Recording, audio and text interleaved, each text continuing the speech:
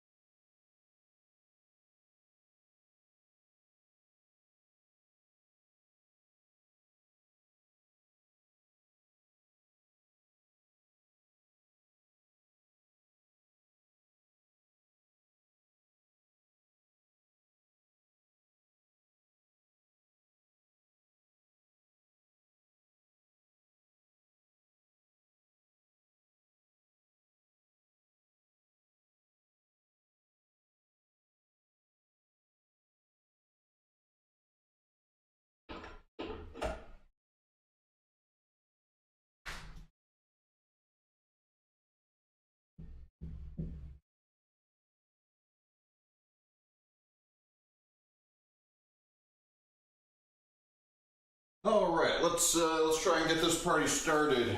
Good morning, everybody. Everybody who is actually not here, because you guys don't show up until about noon anyway. I am Daddy Warcrimes. You will be my henchman, because we are nefarious, villainous villains. At least that's what we're trying to tell ourselves anyway. But we are here working on some chunks of walnut today. And we are going to try and get them nice and flat. And so we'll flatten one face, that'll be our reference face, and then we'll flatten an edge, that'll be our reference edge, and we'll go from there. Let's see, first thing I'm gonna do, okay, it looks like kind of going uphill this way. So actually, you know what, the first thing I'm gonna do is I'm gonna get a plane out. Number 4, it's about an appropriate size for this endeavor. So we're gonna get her nice and cleaned up and nice and sharp. Try and get some of the dust off the frog so everything is sitting flush. Actually, you know what, it's a fairly nice day. Let's try and keep our shirt a little bit clean and protect it from getting cotton torn on things, so we'll put our apron on. And that way too, we can put our tools in places where we can find them. Marking knife goes here. Alright, screwdriver.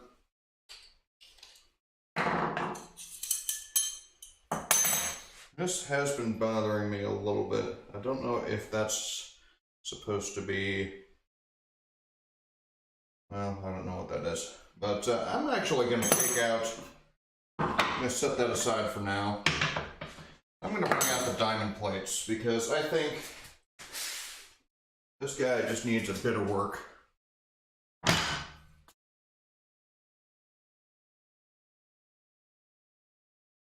The back does not look as flat. I'm just not really happy with this right now. So, polish the back a little bit, and I'm probably just going to need to use this ultra fine stone here. Not going to bother with the medium and coarse plates. See how we're looking there. Perhaps I was mistaken, because I'm not up against the edge for some reason. So,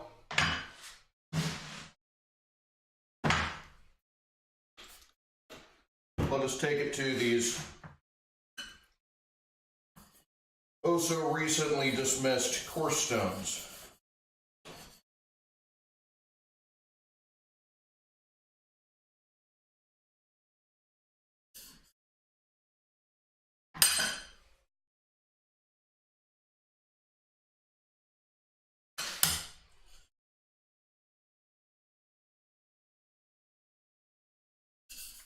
Perhaps we will not be so quick to be dismissive in the future.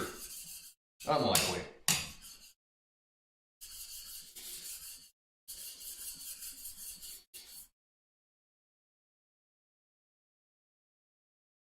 Okay, we're still not touching these corners, which is regrettable.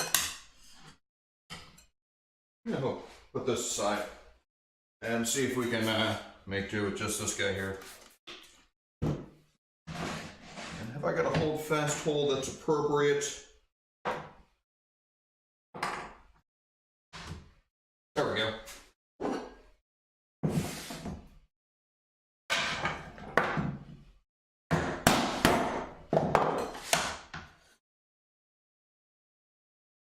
Just trying to keep that sum from moving.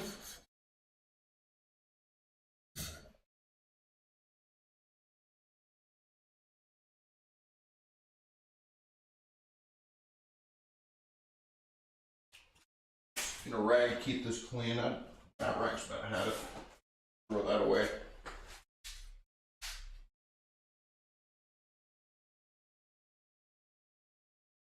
The Aikido dojo I used to belong to, maybe 10 years ago, over 10 years ago, had a seminar and they printed up a whole mess of t-shirts for it.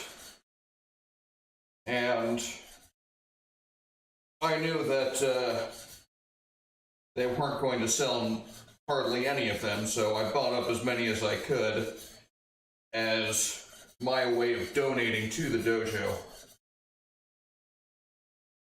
Because generally speaking, they didn't have fees. Basically provided all the classes for free, so it's kind of a charity, I would say, service that they were providing. And I appreciated that, so. Many years later, I still have a bunch of t-shirts that I use for, working in the yard, working in the shop. And when they wear out, they become rags. And it's to the point where I just have a couple left and they're all rags.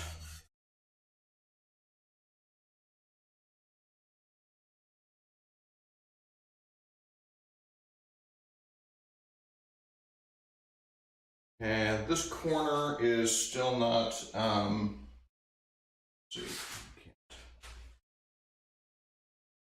So we want a nice even grind all the way across the edge. We're not hitting that corner just yet.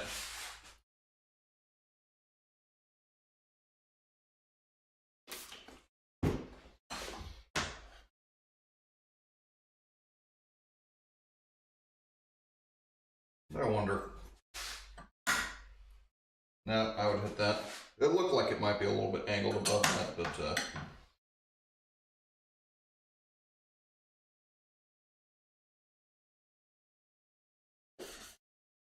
we'll get there.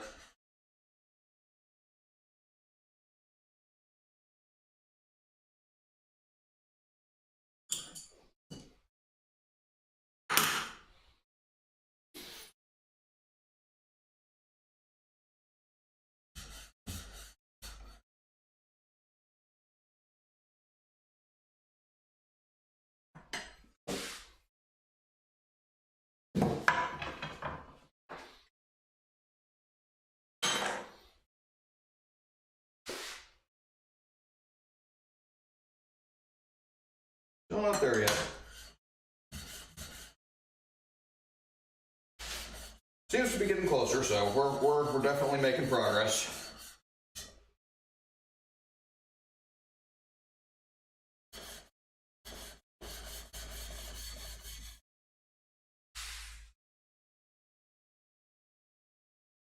Just a little bit left, just in that very, very corner right there.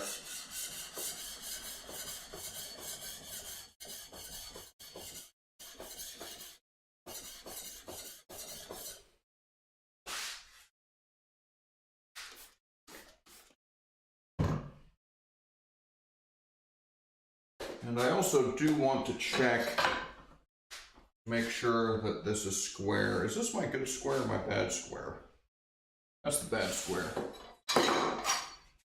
This is the good square.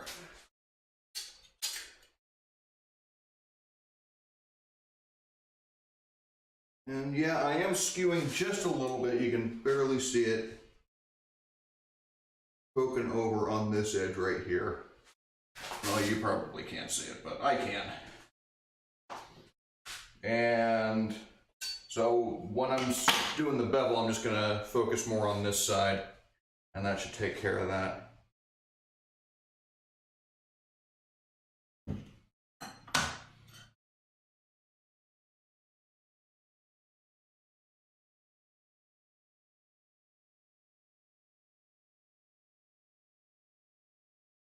All right, that's pretty good. Clean that off so we don't get a big pile of rust.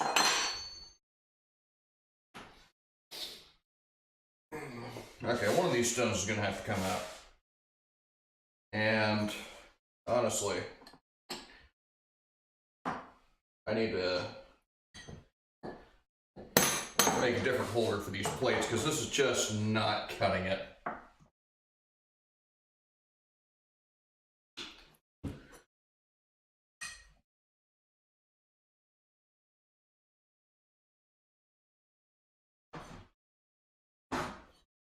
It should go a little bit faster because I'm not really grinding and just taking away those scratch marks from the coarse stone.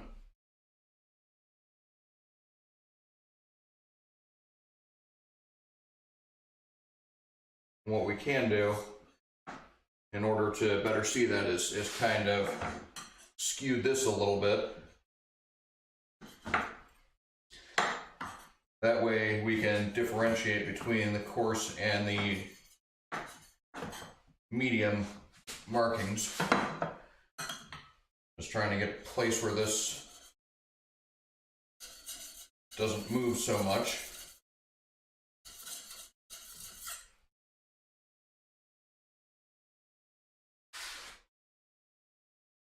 And yeah, that's looking pretty good.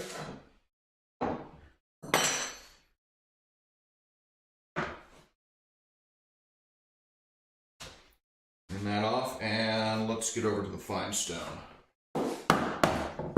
Or I guess this is a super fine.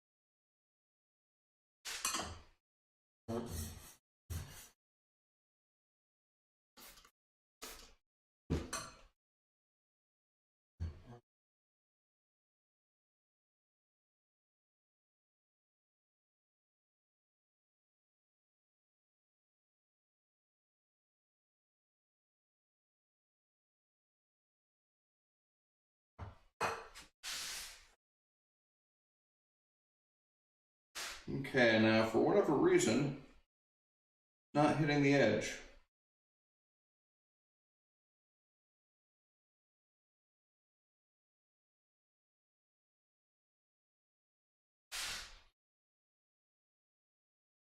I don't know. We'll take out this medium stone again, try that some more.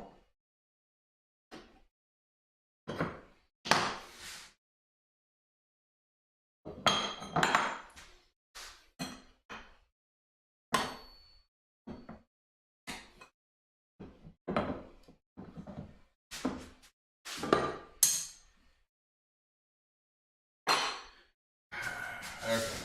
How are we gonna... You gotta cooperate with me in some fashion here. We're gonna do it this way.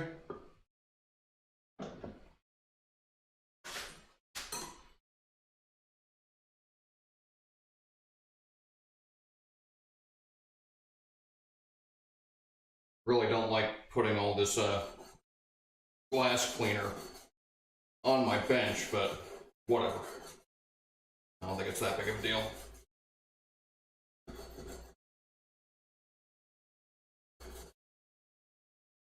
Also really don't like having metal filings on my bench top.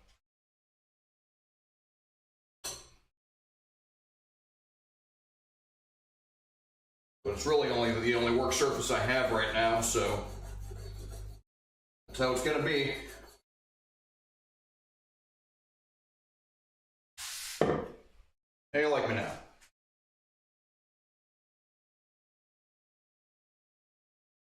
Does seem to be there. Okay, super fine. How are you gonna treat me?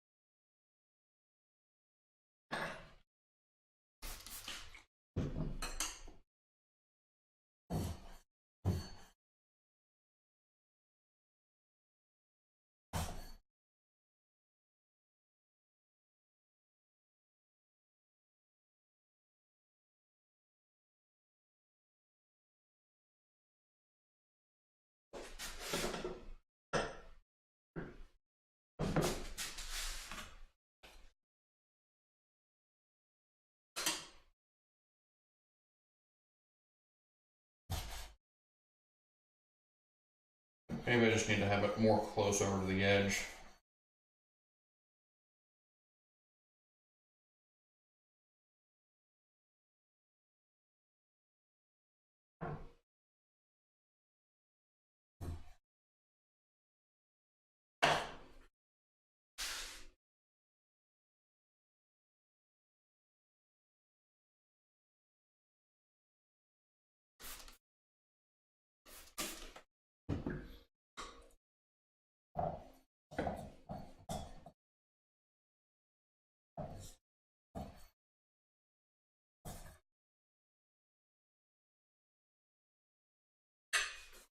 I'm just gonna say that's good enough, and let's move on to the bevel. And for the bevel, I'm gonna skip the coarse. Let's just see what we can do with the medium stone.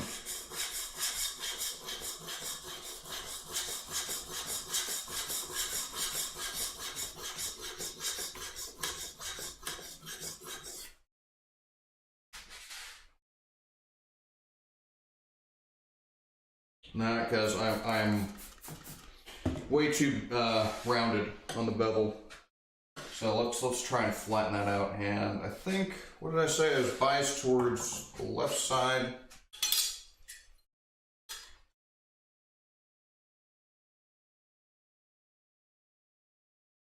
Yeah, some more pressure on the left side here to kind of undo the skew.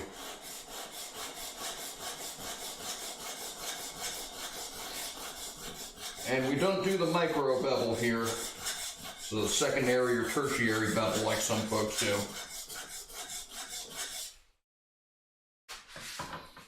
Because I don't believe that's necessary at all, especially on a plane, on a bevel up plane or a bevel down plane, like these, standard Bailey style. It's just unnecessary.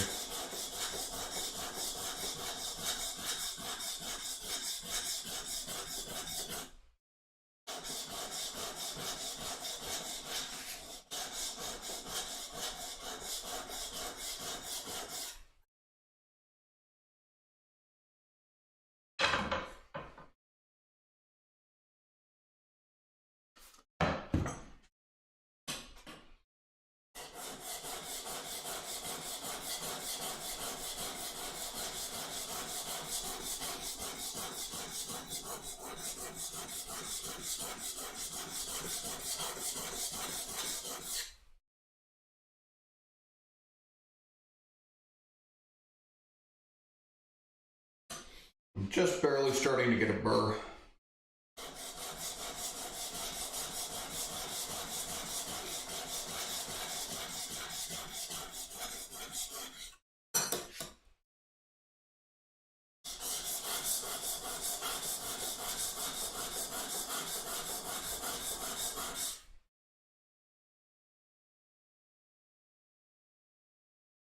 Now it seems I got the burr all the way across. And get a very coarse grind on the bevel.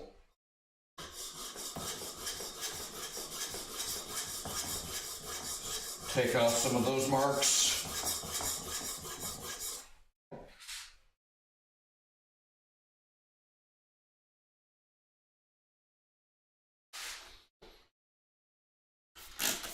A little bit more on the medium, I think.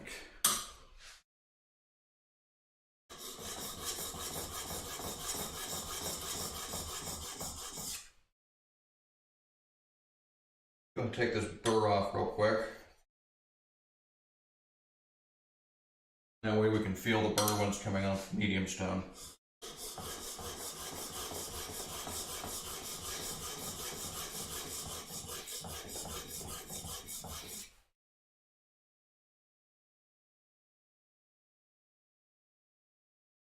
Okay.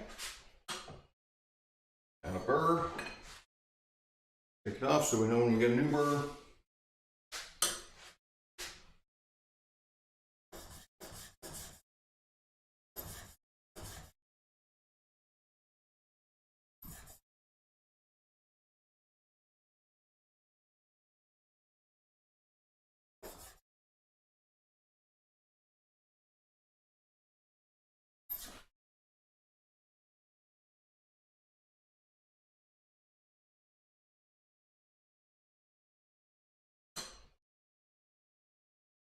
All right. And now on to the actual sharp stage, which is the strop. Set you aside for now. Clean off the bits that will rust.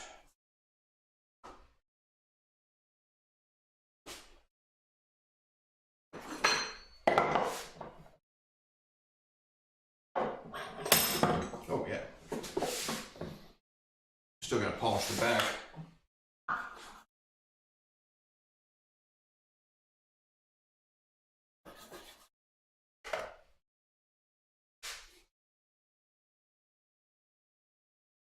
And it should be very rare that you have to do all this,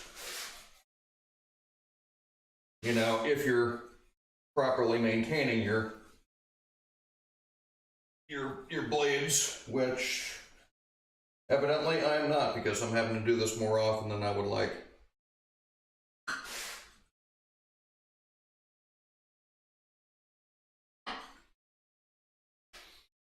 Just polish on there.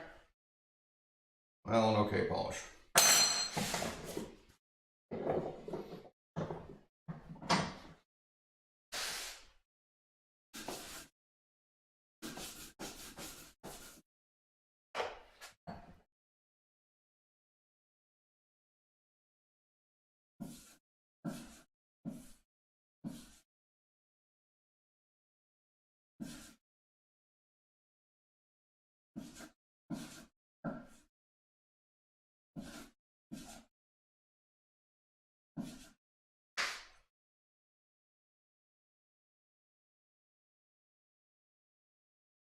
Nice burr going all the way across.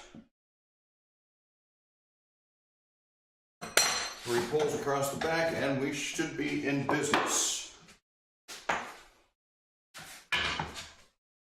All right, let's actually do a test piece. So I got this scrap of paint stir, which I think would be an excellent example.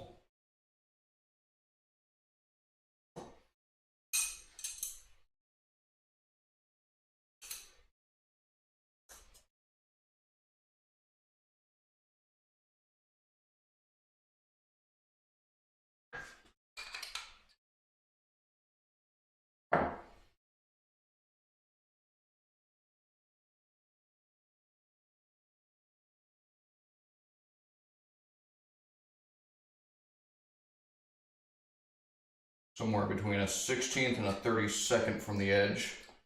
And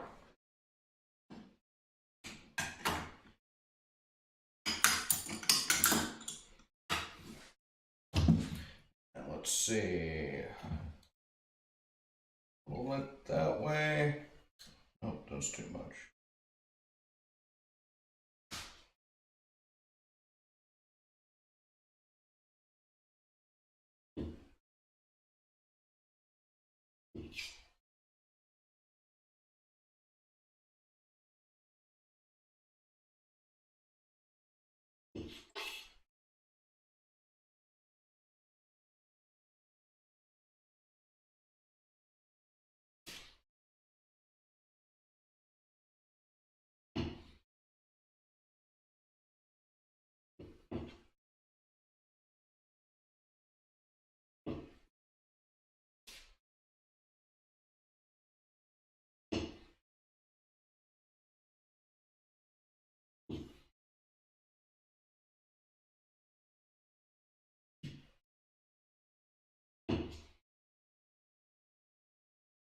Okay, so we're getting a roughly even cut.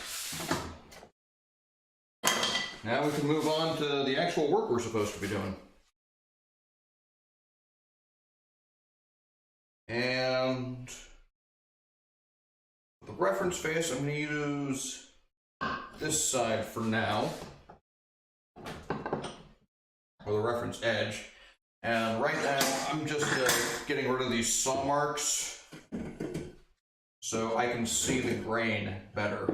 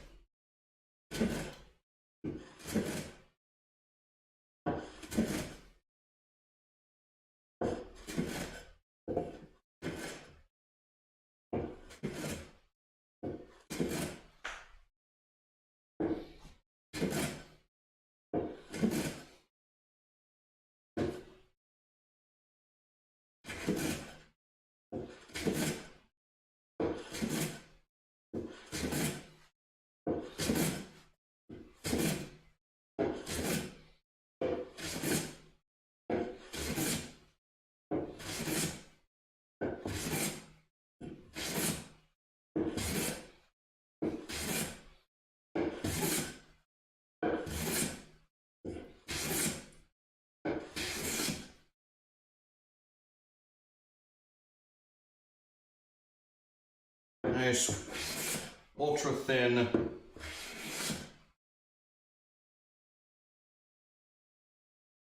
walnut shavings. Love it.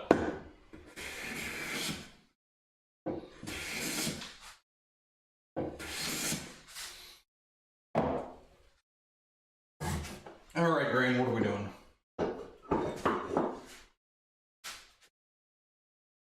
Looks like it's going up this way and then down. So, now it's going to give me some trouble. I know that already. I bet that one is too. Now let's just hope our plane is sharp enough that we can avoid the trap. Now,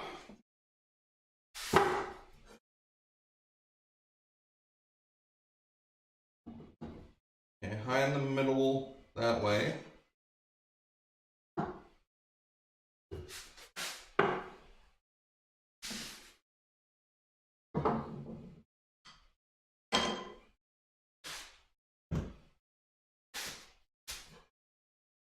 Let's center that.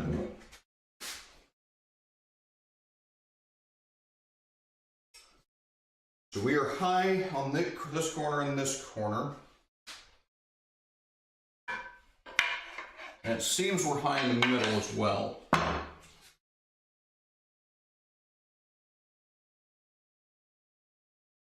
A little bit high in the middle from end to end.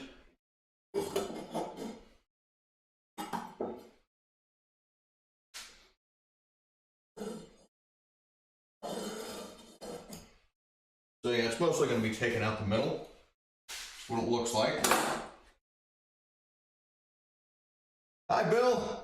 Sneaks in the bag and starts sweeping up like he has been there the whole time. Yeah, don't worry about it, Bill. I start too early. So, by the way, what do you think of the new layout? I've been messing with OBS settings a little bit.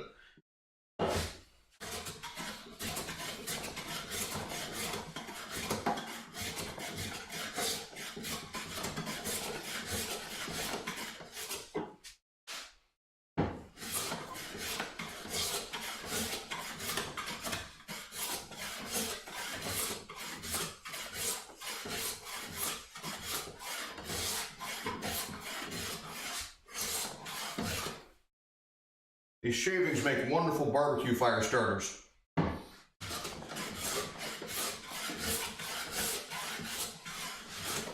Interesting as in good, or interesting as in why did you ever do such a thing? Are you crazy?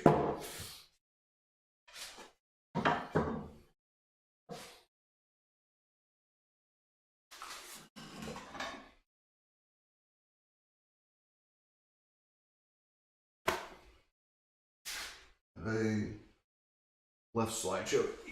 Yeah, I'm still unconvinced about the slideshow. That might not stay. Mostly because my photography is quite poor.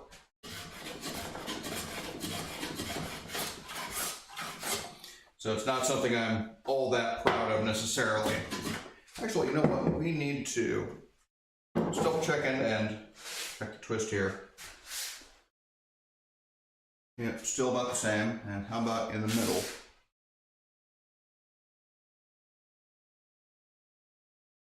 It seems to be a bit more pronounced. Going to be products.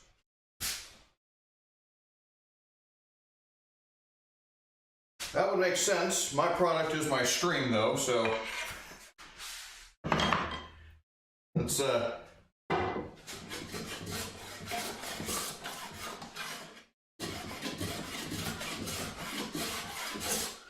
I don't think I'm to the point where I can justify selling my woodwork yet.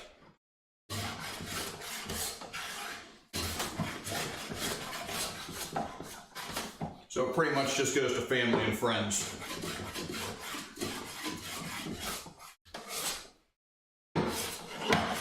Actually, most of it never leaves the shop.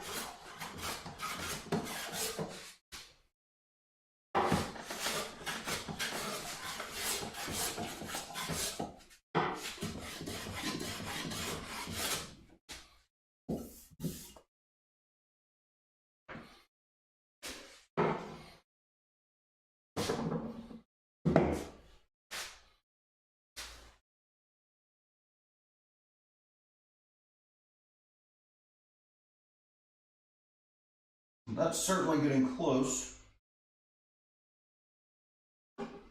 if not there already.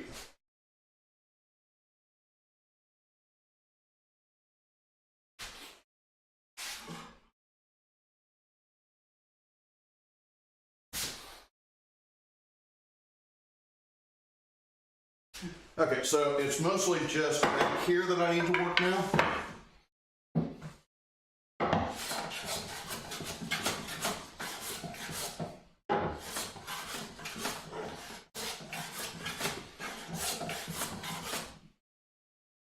And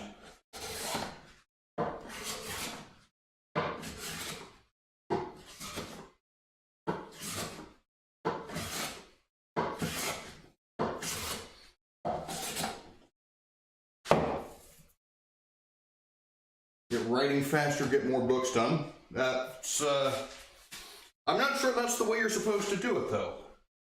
I don't think writing faster...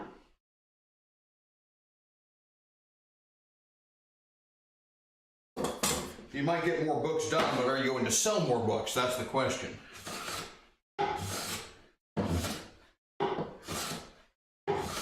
And unfortunately, with my my changes to the OBS settings, it's also making chat disappear where I'm monitoring on the tablet here, so...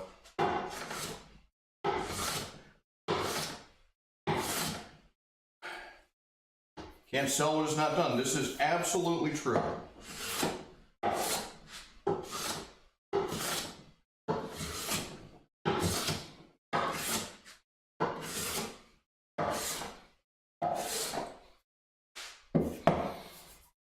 In an effort to make this smooth, I'm probably putting more twist in it.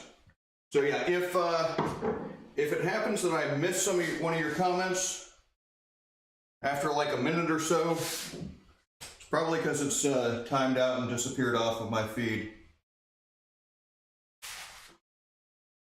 So feel free to yell at me again if that should be the case.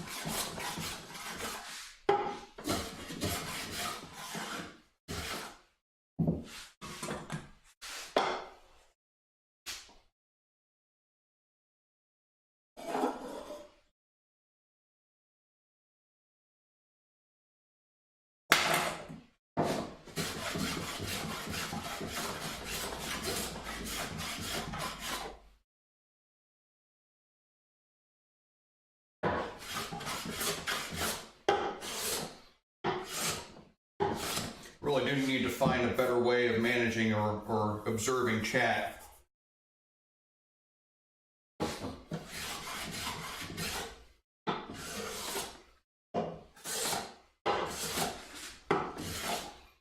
So I don't think this is all that ideal, unfortunately. And I wonder,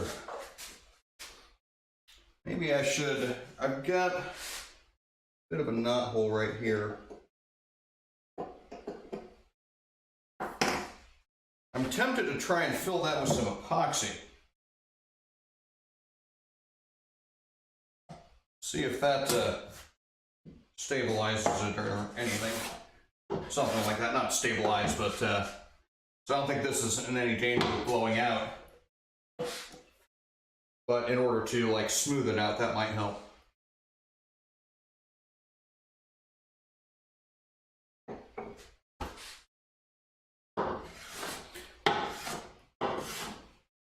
though I am reluctant to use the epoxy I have because that's the Gorilla 5-minute stuff.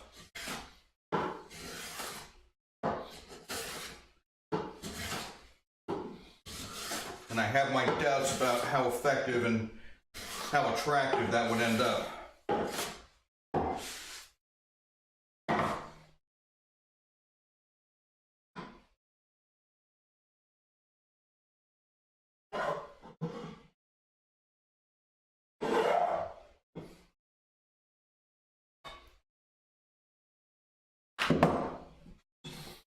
Gorilla Glue, despite the advertising, is not a well-reputed brand.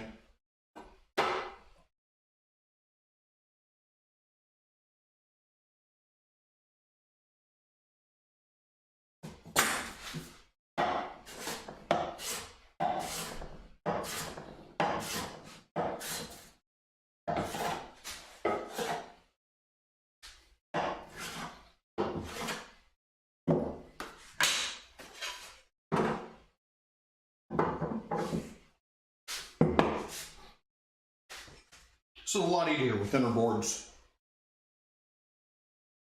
And yeah, I'm just introducing more twists the more I try and get this flat. Boy, I'm having a rough time of this.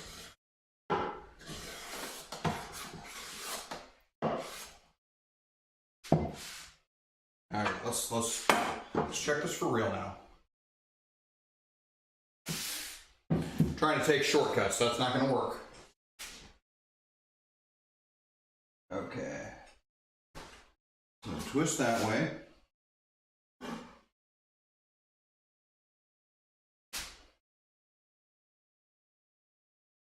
And major twist there.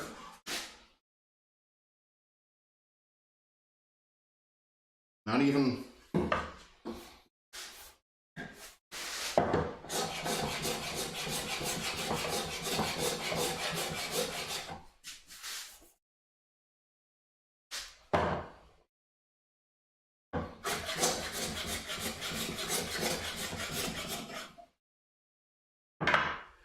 If I get it flat across, then I can get the twist out.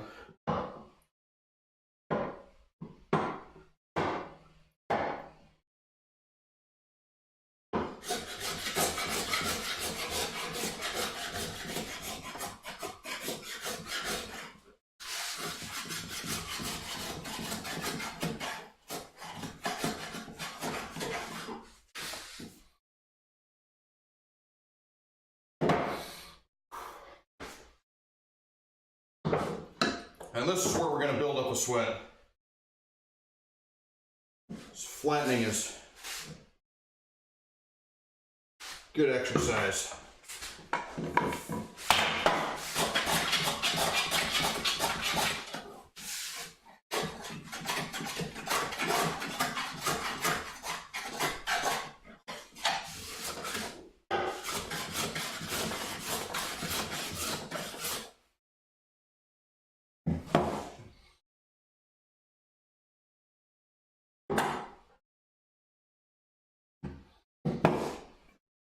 And I suspect these boards are going to wind up thinner than I originally wanted them.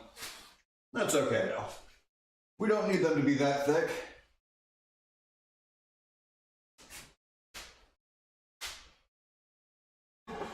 Are you still rocking? Oh, we're pretty flat. A little bit high in that corner, looks like. What about you? A little bit high. This way. Okay, so it's mostly this corner.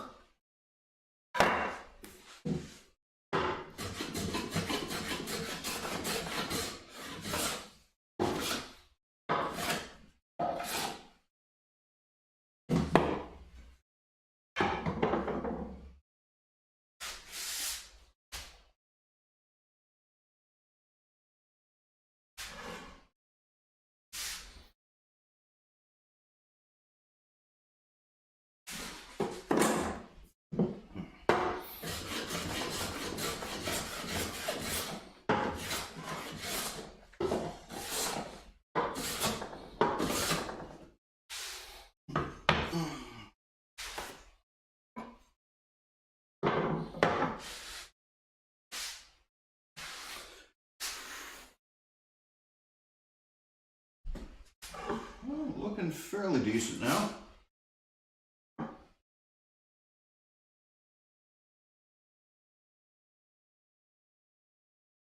So these winding sticks, if I hadn't mentioned before, one in the rear has a darker edge on top, and they kind of magnify any twist in the board. So when they're parallel, you can kind of drop down until they line up, and you can see whether or not they're twisted or not, and which way the twist is going. I'm pretty happy with that now. So now I just need to figure out, yeah, I think this is going to be my reference edge. Phoebus. Well, thank you very much. Have I seen you on this stream before? Don't believe I have. But welcome to the shop regardless.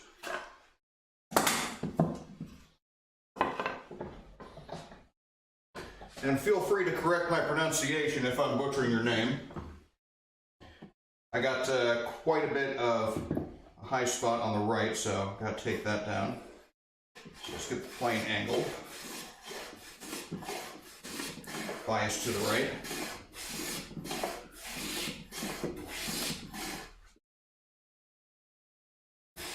Well, welcome to the shop.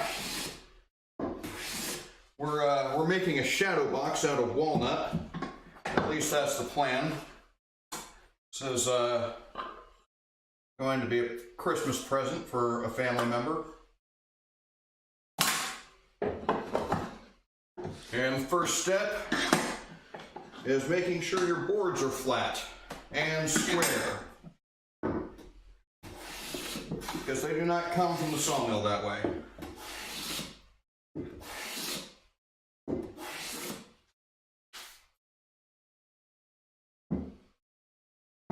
You look to the left and side. Look to the left and slide to the right. So I know a jump to the left and then a step to the right. Put your hands on your hips and bring your knees in tight. And of course the pelvic thrusts that really drive you insane. Yeah, so mostly on the back. This corner right here is where we need to concentrate.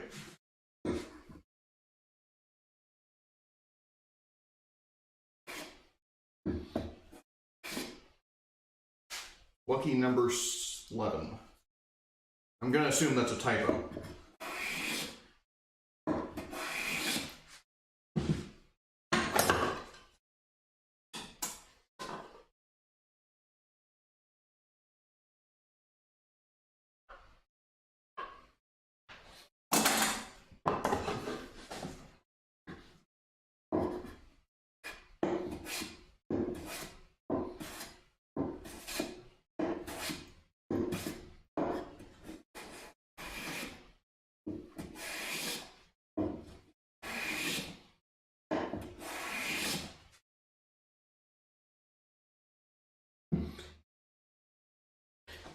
Okay, can't say I'm very familiar with that movie, so take your word for it.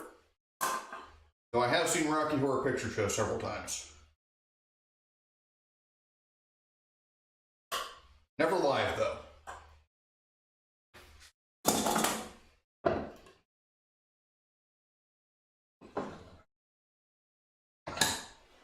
Bruce Willis, huh?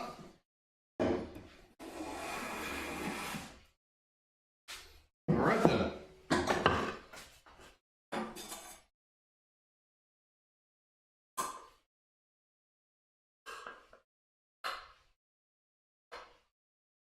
So the L is actually supposed to be in it. All right, so now we have a reference face and a reference edge. So we mark these with an F and a tail going across the edge. And you probably aren't going to be able to see that because it's black pencil against dark walnut.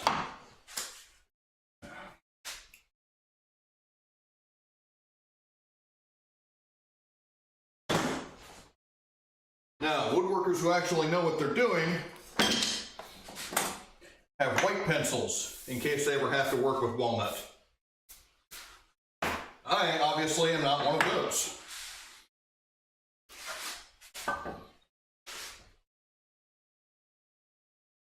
Alright, let's look at this. Let's take out some saw marks, see which way the grain's going. Actually, if we look at this one, you can see by by the way this grain is oriented, so there's kind of like a knot here, so we can kind of tell that this is running uphill, or at least most likely. So there was probably a crotch or branch somewhere up in here. Well, the pencils have to be white so they can contrast on the dark walnut. But yeah, so these point downhill. It's a lot like terrain. But we have the same features on here. So let's just go ahead and clean up one of these edges so we can get a better idea of it. Looks like it might be going that way.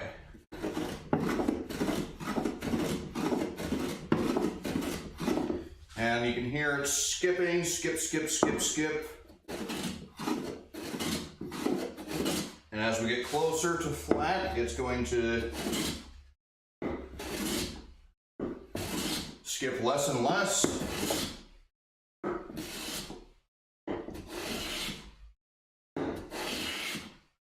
And you can tell by the sound of the wood when it's actually flat.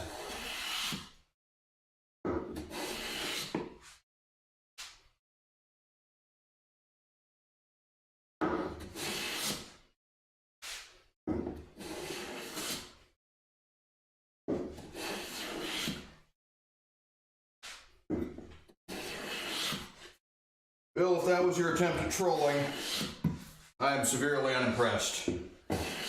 But that's okay, you can stay. Alright, it seems to be going mostly this way. So, this is actually going to be my face. And I forgot to mark this as board number 2.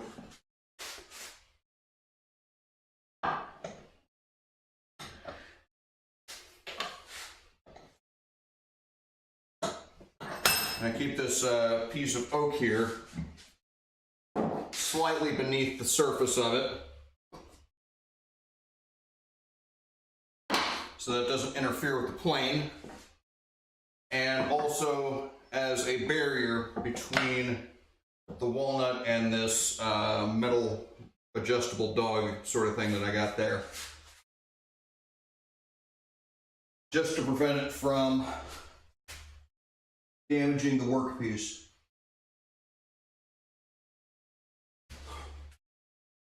That is almost entirely without twist.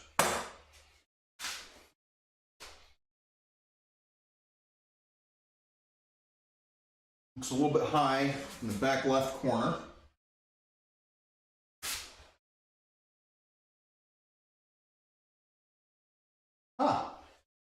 Okay.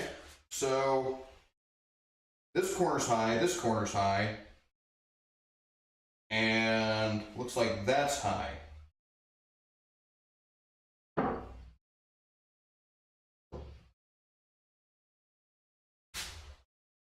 Yep. That is some curious wood right here.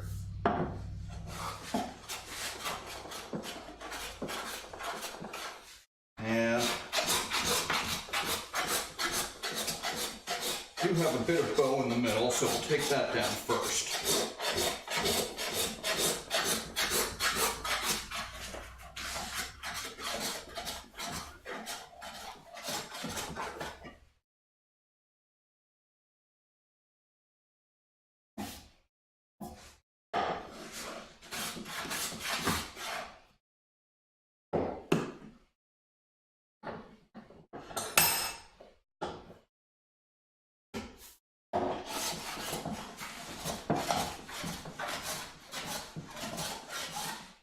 All right, let's see if we can get this a little smoother.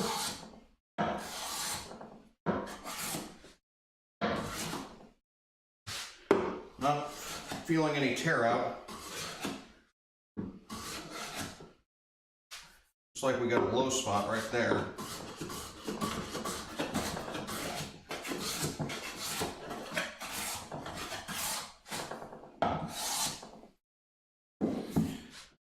Check this.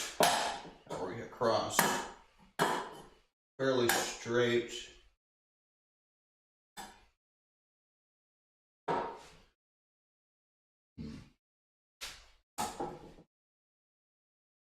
Seems to be the main part still is bowing in the middle.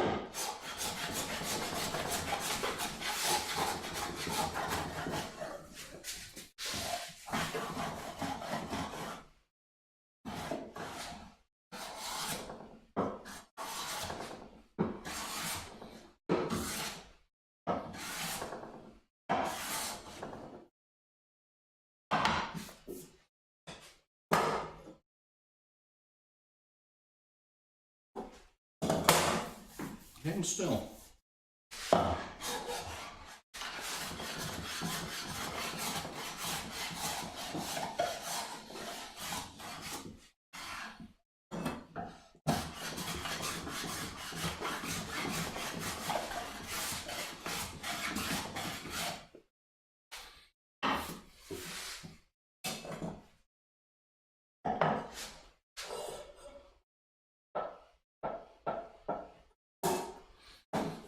Right there.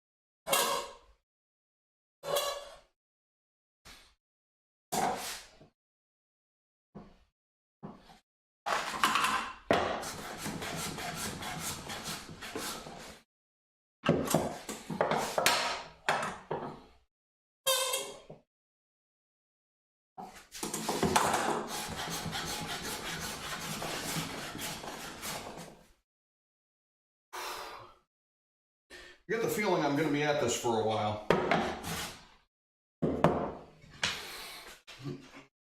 But it is still a necessary step. There's not much getting around this. The wood has to be flat.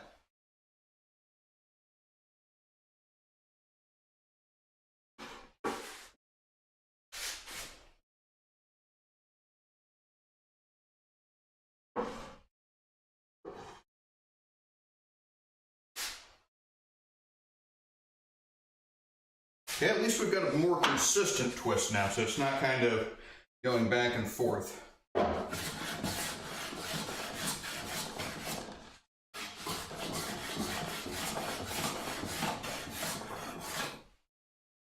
Which, I'm not sure if that's promising or not.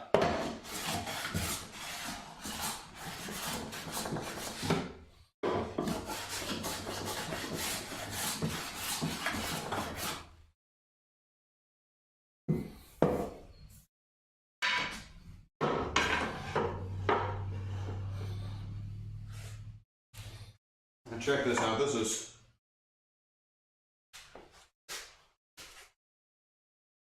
quite lovely, all these walnut shavings on the floor. Love seeing stuff like that. It's not often that I get to work with nice wood.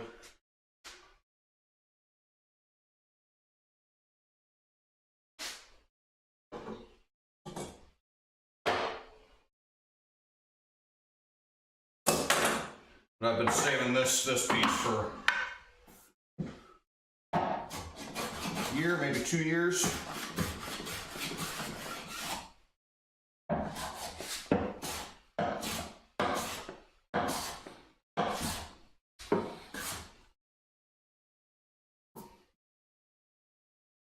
I'm going to enjoy working it while I have it.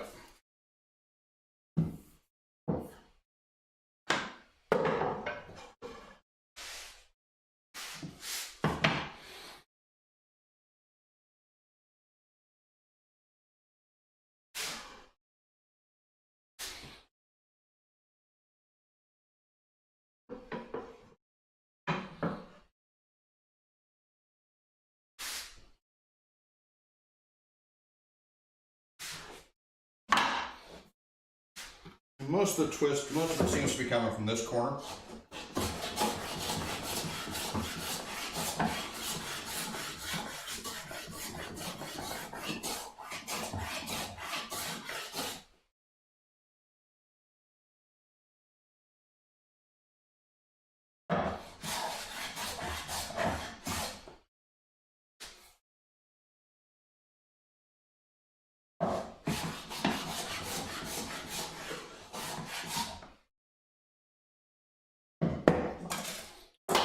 I'm feeling a bit of a bump. I'm not seeing it. So I think I'm going to trust my straight edge rather than my fingers on this. I think that might just be the difference in texture. Because I do have a knot right here and that's tearing out some, so that's probably what I'm feeling.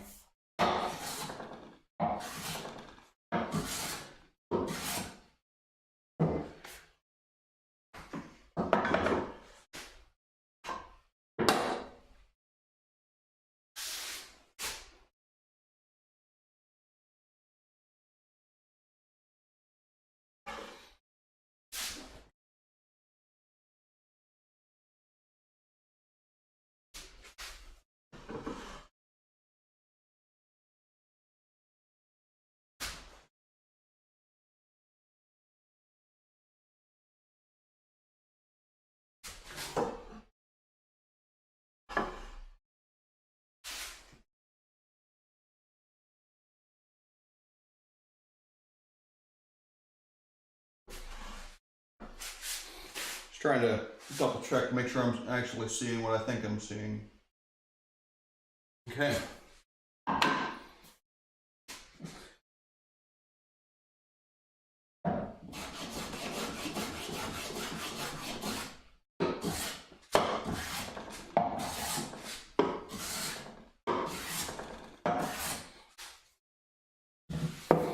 Alright, I'm going to call that good, because I don't think I'm going to be able to get it any better.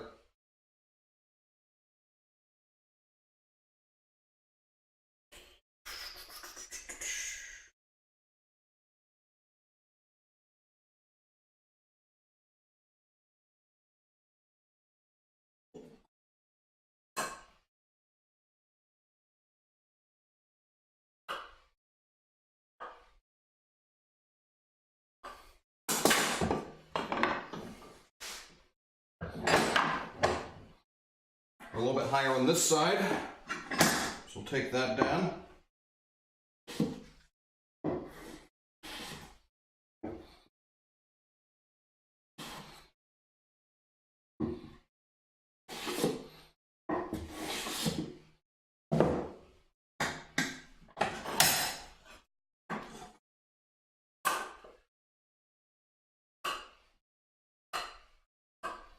One of these days, I'll get one of those tiny little squares that everybody uses to check their edges.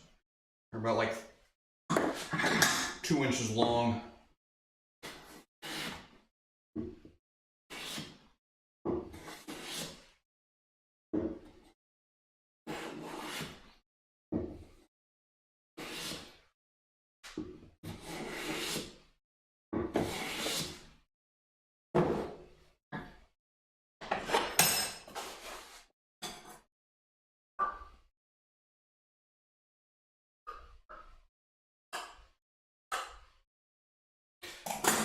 And I'm going to call that square.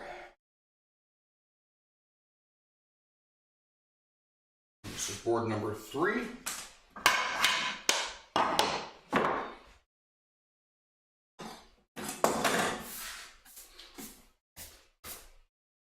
Now, if I had a jointer and a planer, electric type, I probably would have been done already. But I don't, because they're expensive. All right. Grain's pretty wavy on this too.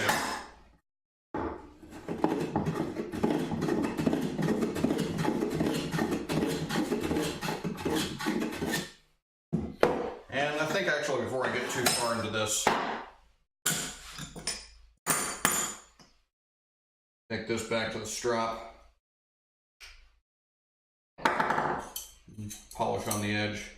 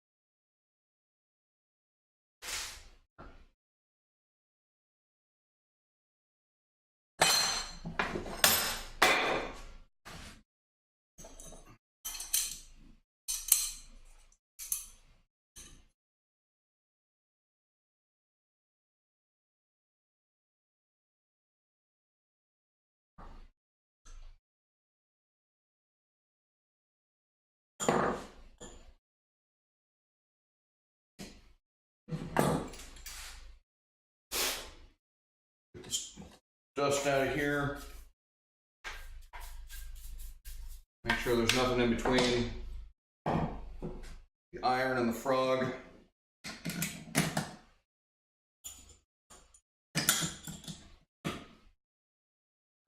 All right, let's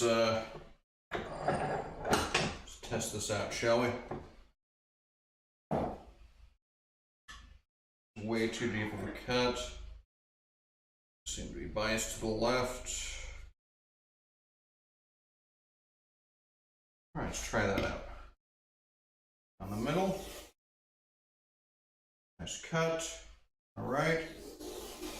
That feels a little bit heavier on the left. That's lighter, so back these off just a hair.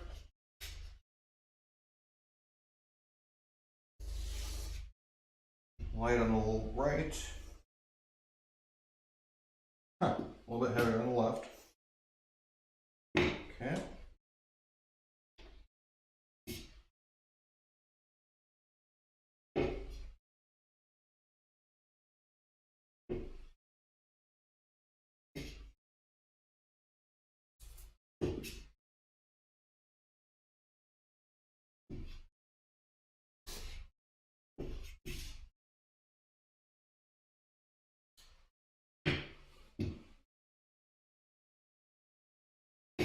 I'm just trying to get even cuts on both sides of the blade.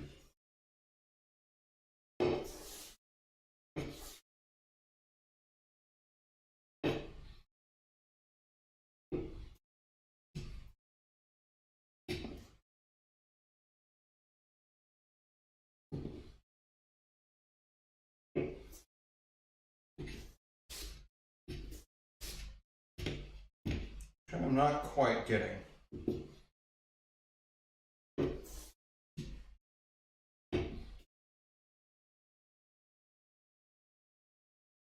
I'm just gonna have to say that's gonna be close enough. All right, back to this guy.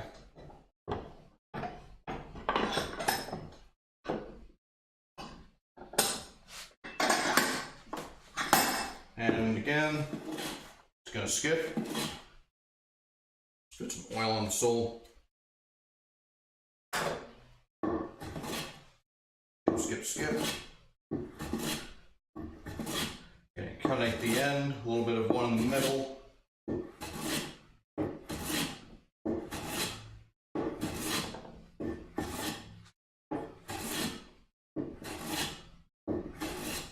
When it goes all the way across, we know it's flat.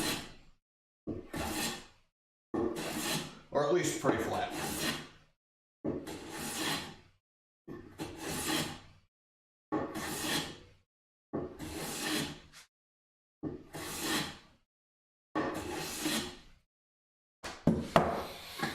All right.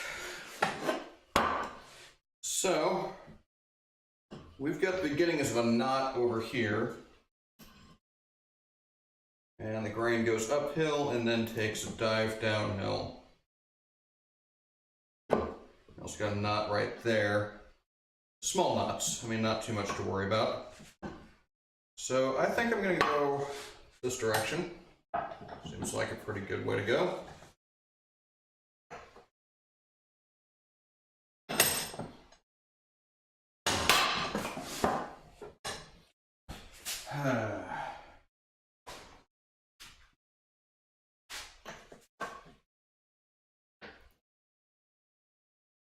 A little bit higher.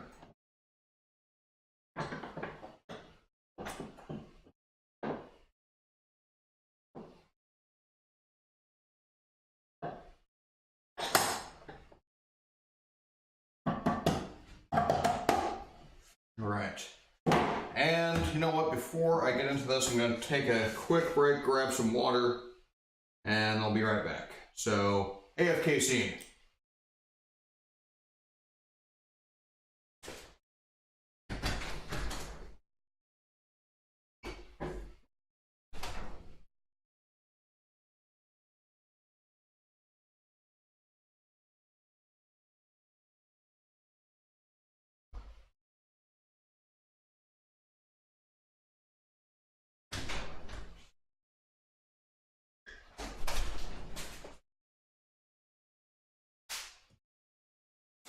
Yeah, that didn't take long.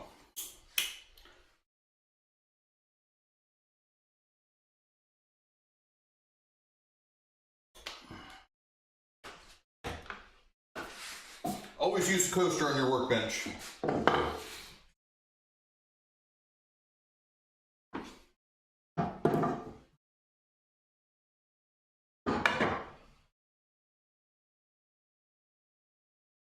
And I really hope I'm not missing any chat. But if I did, feel free to yell at me, folks.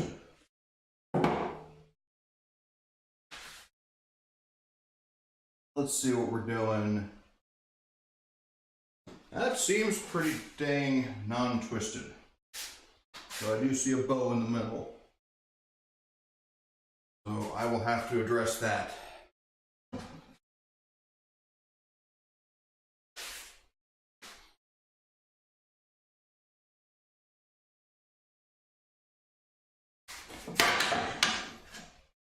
Not looking like a lot of twist, but I do see some bow.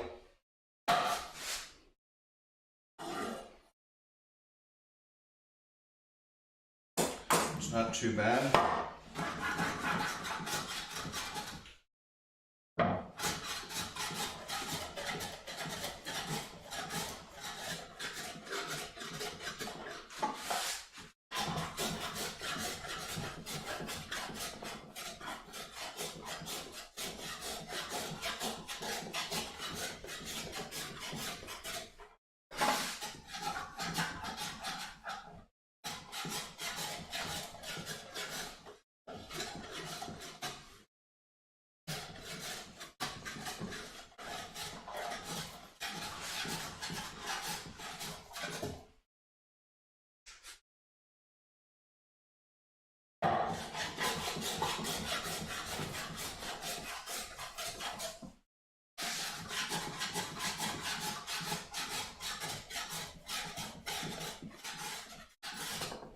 All right, I'm going to see if maybe it can cool off a bit if I open up the garage here.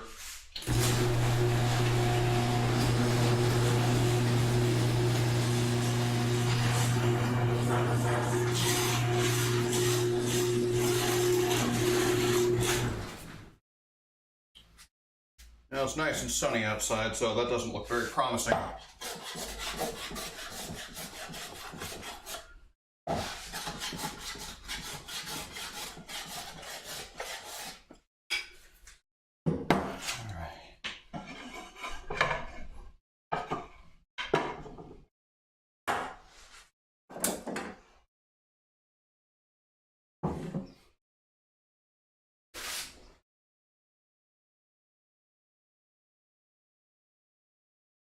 Well, it's definitely messing up the winding sticks because now I don't have the garage door to reference off of.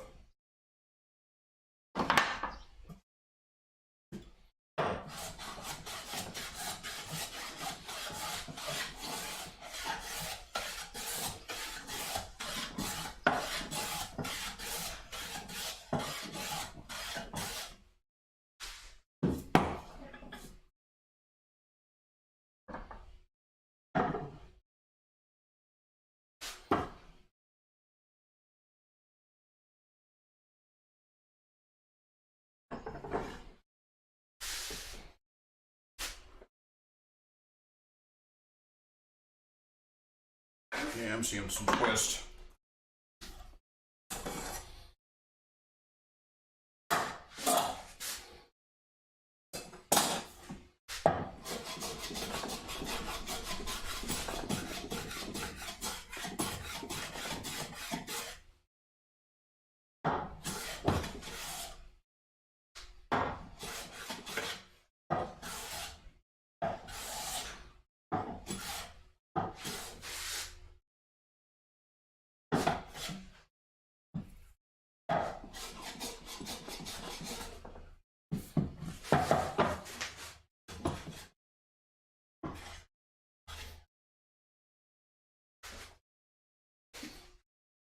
This knot, the grain kind of goes all the way uphill to this point.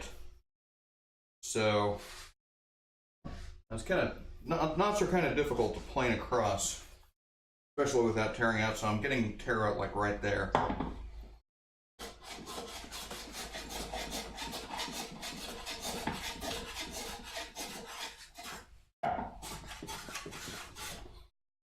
Which is not a terrible thing to have happen, but certainly not desirable.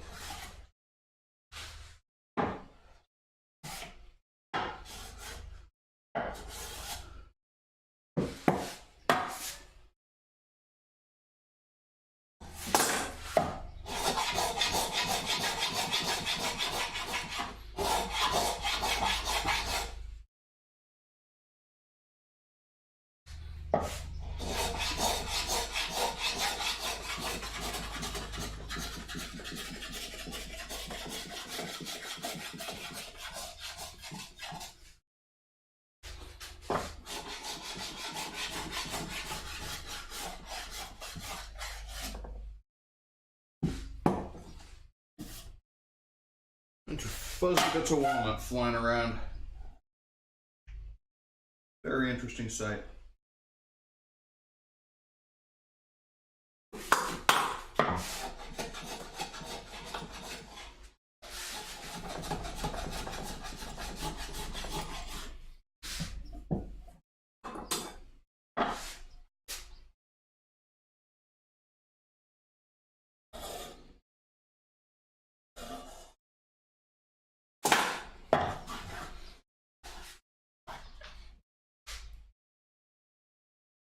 Bit of a clog. Blades don't cut when they're clogged.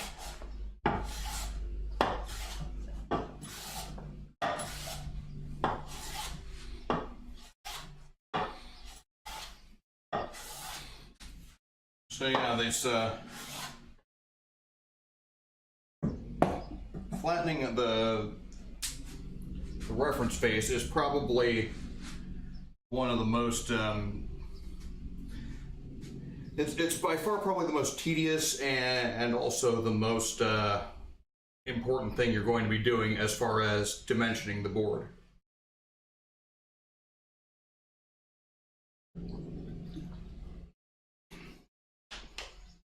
Because with the reference face, you don't have anything to reference off of.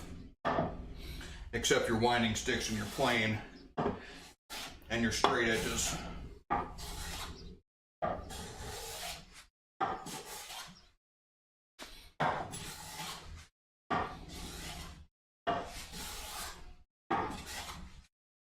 Because the other side, that's certainly not flat as well. But all I'm going to do with that is grab my marking gauge, and so long as I get it parallel, it will be flat.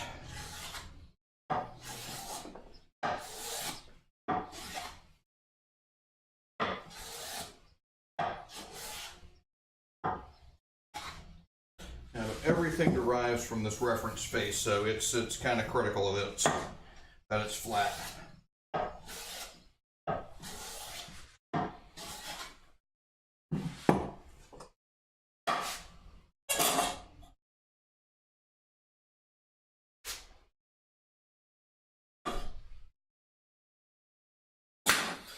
We're certainly getting close.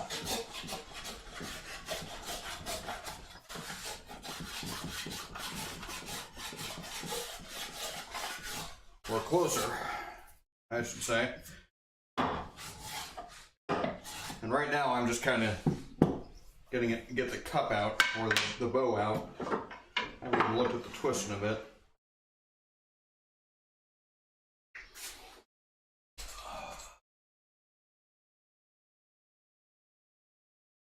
It's looking pretty nice, actually.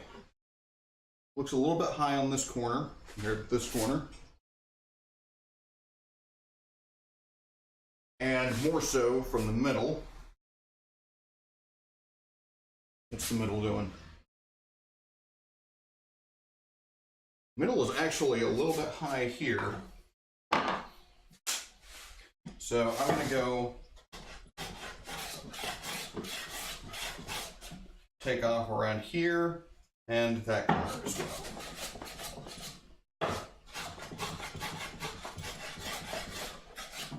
But mostly that corner.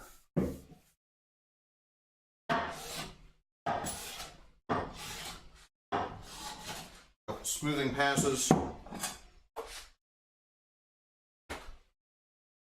And I haven't heard anything for a while. Just double checking I'm still broadcasting. Well, looks like I am.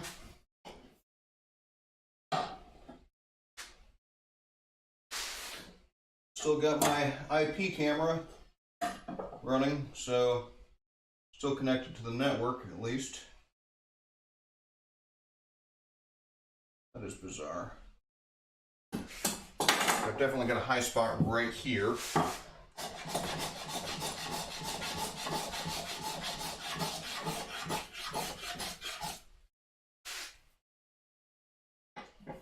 So yeah, check to see if it's flat. Flat there, flat there, flat straight across. And if it is, then you check for twist. And then usually you've got some twist, you take that out, and then you're out of straight, you're out of flat. Then you can correct the flat, you're out of twist, and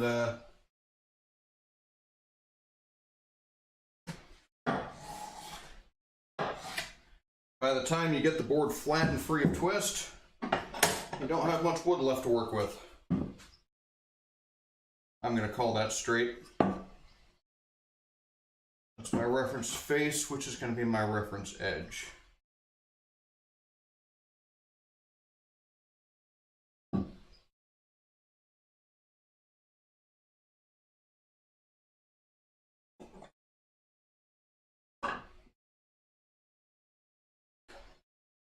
And this is going to tell me what I already know.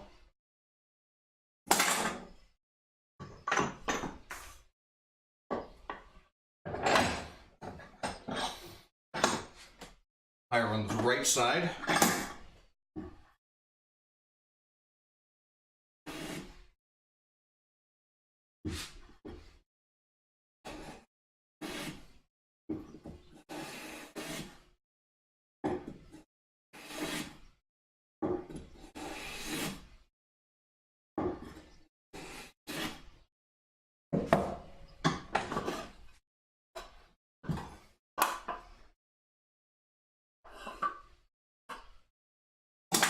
Not quite. Ooh. That's not good. That's not good at all.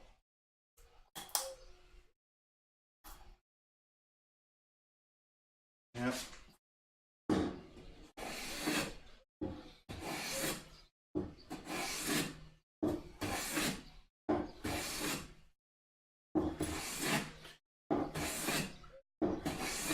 Well, now I gotta take that out. At the moment, not a question of squaring, but of getting that chip removed.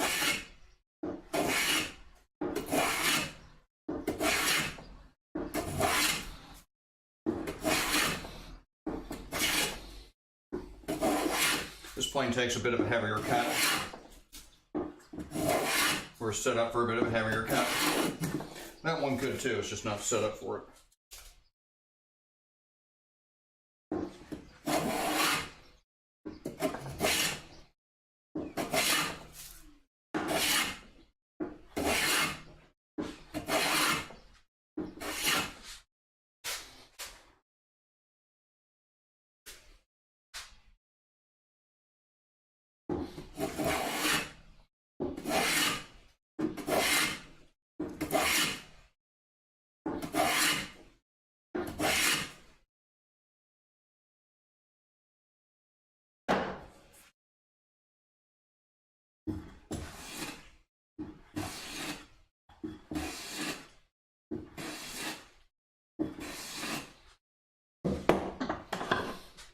I feel like I'm leaning, yep, on the left side's high. It's alright, I know how to fix that.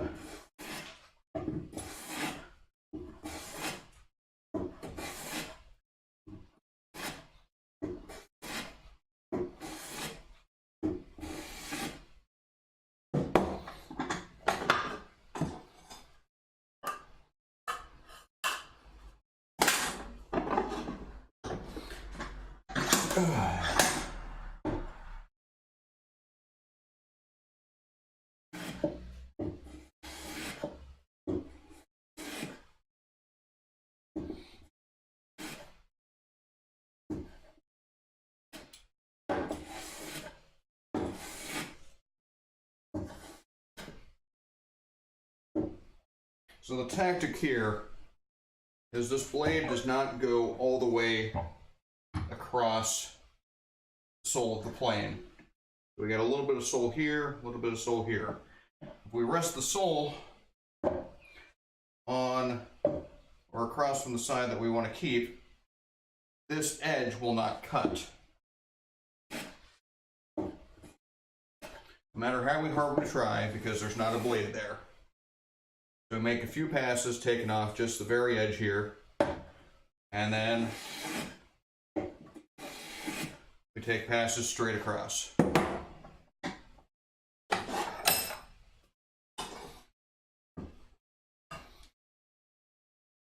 And check it against the light.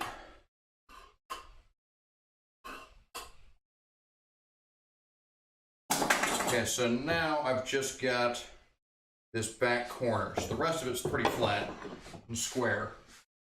For some reason, this back corner is not. All right. I got your number.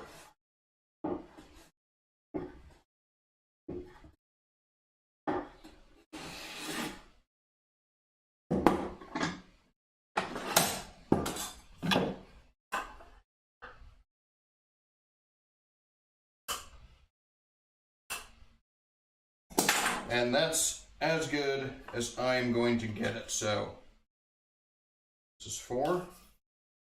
That's the reference face, that's the reference edge. So now we have 4 bits of walnut sequentially ordered so that the grain matches when we put them together.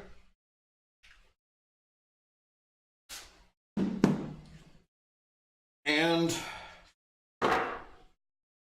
planed and jointed for a reference face and a reference edge. So, Next order of business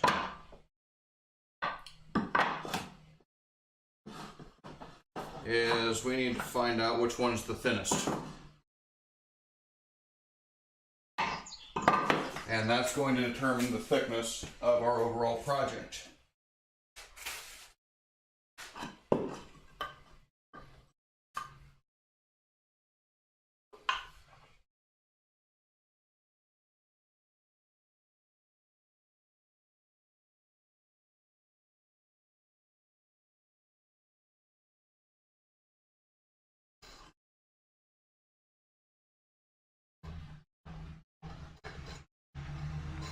So I'm looking for more or less the thinnest section of the thinnest board.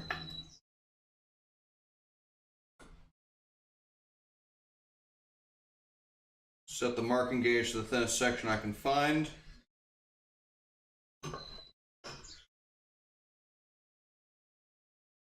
Move to the next board.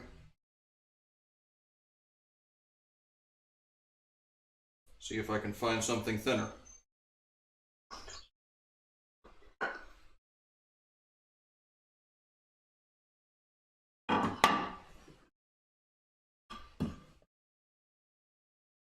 It looks like I'm going to have quite a bit to take off on number 3.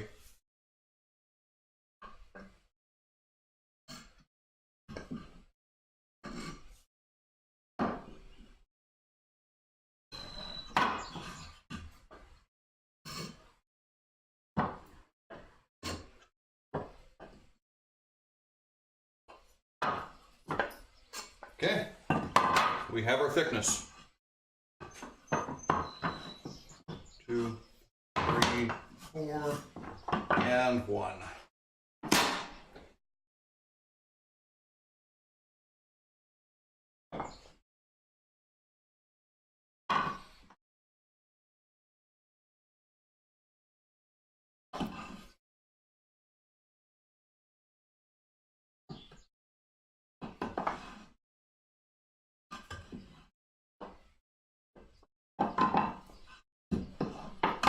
So these were cut in order.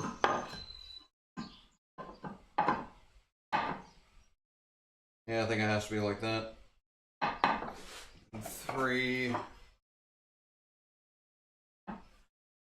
So the idea was to match the grain, so we can see it pretty well here. Got these rings coming down to a point here.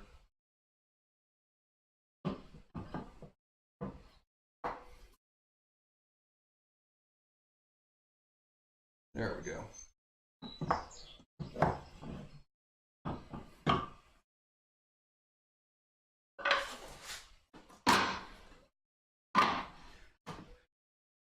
Yeah, I'm probably going to have to figure out that grain orientation again later on, because I'm not really sure how I'm supposed to mark that.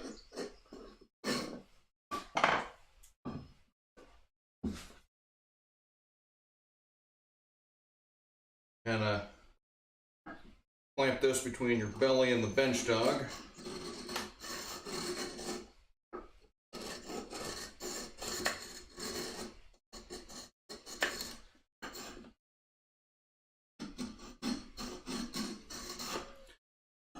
And scribe along each and every edge, including the end grain.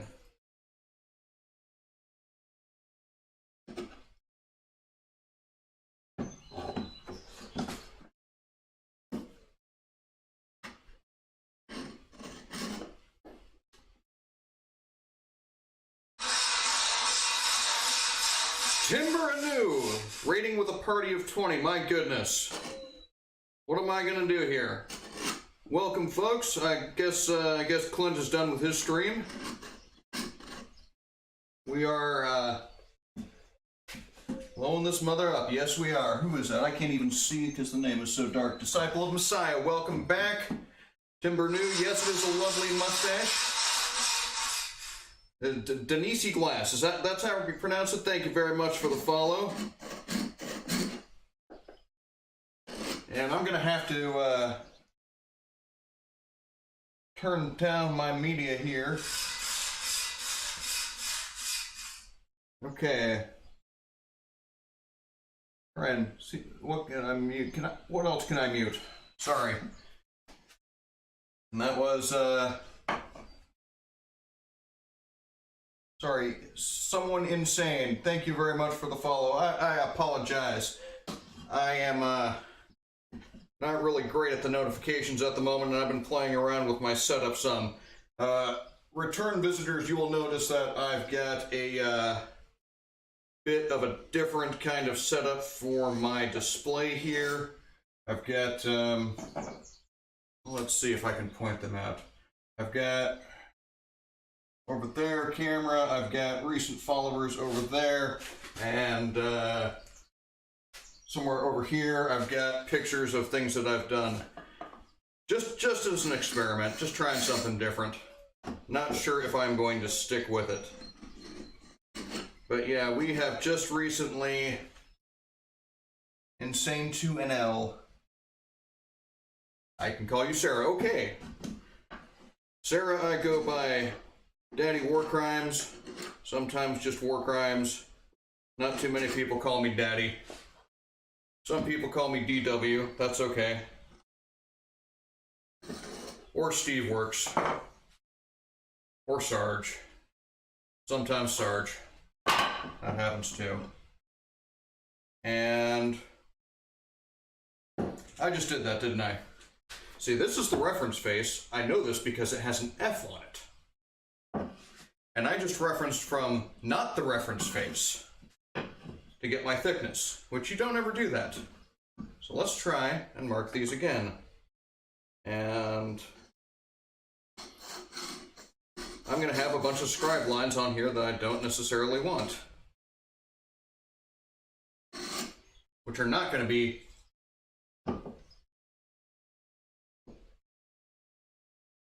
awesome glass beads. Yes, Sarah, I was 20 years United States Army. Yeah, I've been saving this, Clint. I've been saving this for a couple of years, and I'm making a shadow box for a family member as a bit of a Christmas gift. I retired from the Army back in January, and that's allowed me a lot more time to do woodworking. But see if I can find it. I've had another piece of walnut for a bit longer. But yeah, this guy's got quite a bit of figure in it. Haven't decided what, if anything, I'm going to do with that. Probably make a nice handle.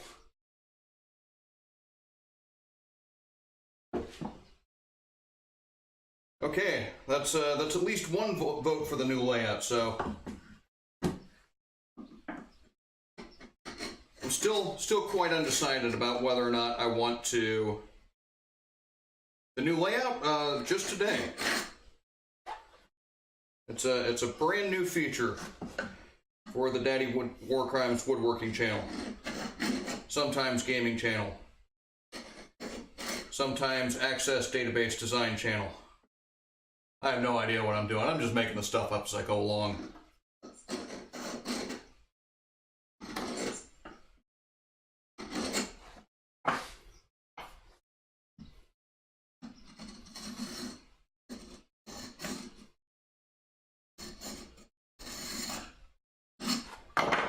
All right, let's see. Which direction is the grain going? It's going that way. So, we can zoom in. Nope, that didn't work too well. There we go. So you have to be cognizant of which way the grain is pointing. And so it's going kind of uphill this way. At least that's what it looks like from the edge.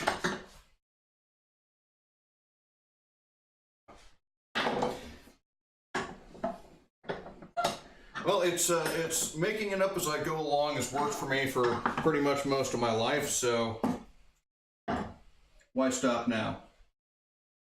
And the difficult part of this is actually over, because the difficult part was planing the reference face. Now that we have the reference face, all I got to do is plane down to the line and try and make it reasonably flat. Because this is the back, and we don't reference off the back.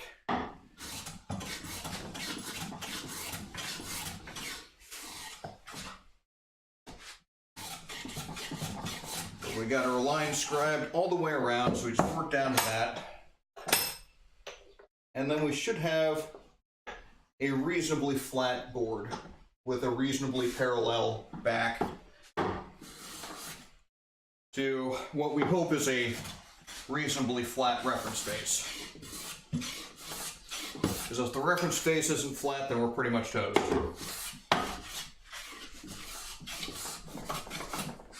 And let's don't want to get out the scrub plane, so let's get this guy out. Polish up the edge a bit.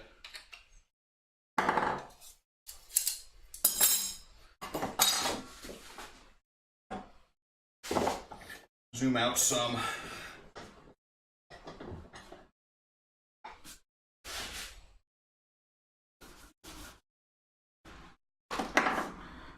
This plane is set up with a bit more open of a throat. So, more distance, there's like more opening here that's exposed from the edge of the blade, which means it can take out bigger chips and bigger shavings. Whereas this guy probably might not even be able to see. Very, very little space between the edge of the blade and the opening of the mouth. So that's set up for much finer work.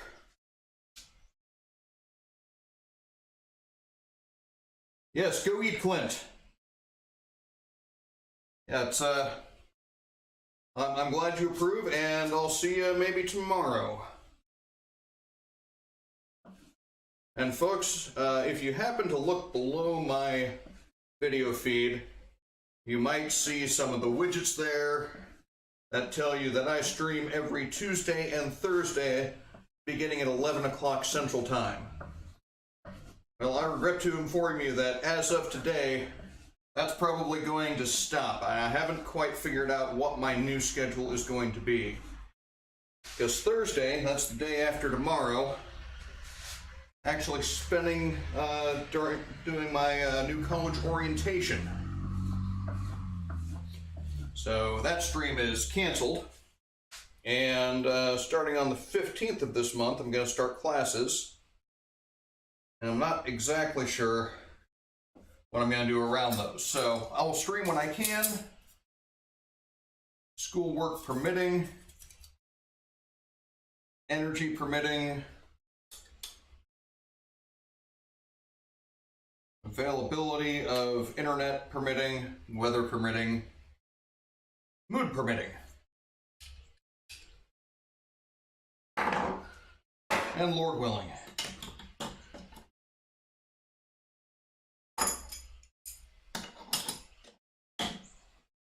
Alright, let's take a look at this blade, see how we are protruding. I got a little bit heavier on the left. Now I don't see a blade. Oh, no, there's a little bit of blade left.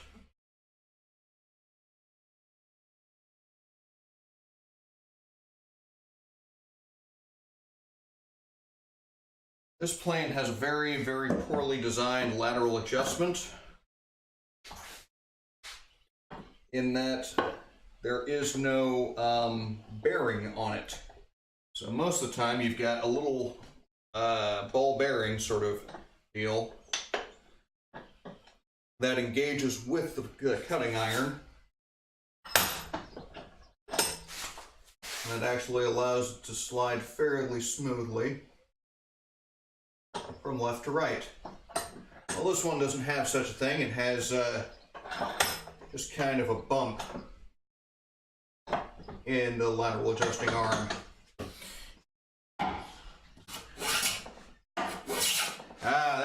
heavier cut. This will make some shorter work of it.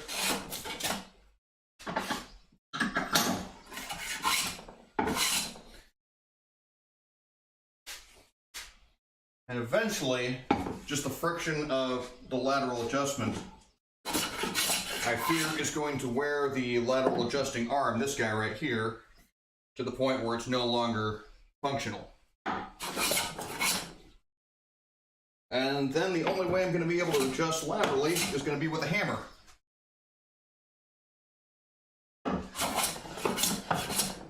So someday I'm going to have to buy a little brass hammer.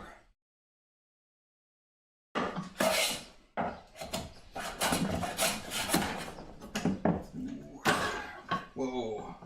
Okay, come on. Work with me here. Work with me. Stay put.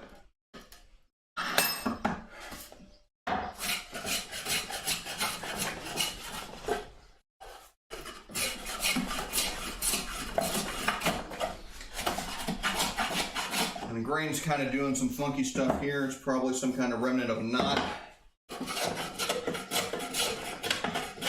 Maybe if we go this way.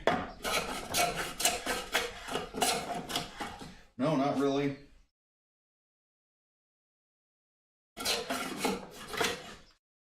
I don't mind too much tear, a little bit of tear out at the moment because we're not close to our depth yet. Come on, work with me, work with me. Okay.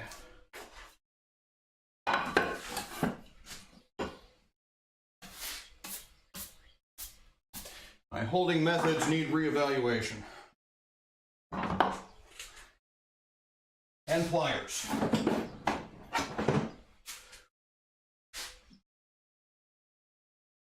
Okay, bench dog, I think you've about outlived your usefulness.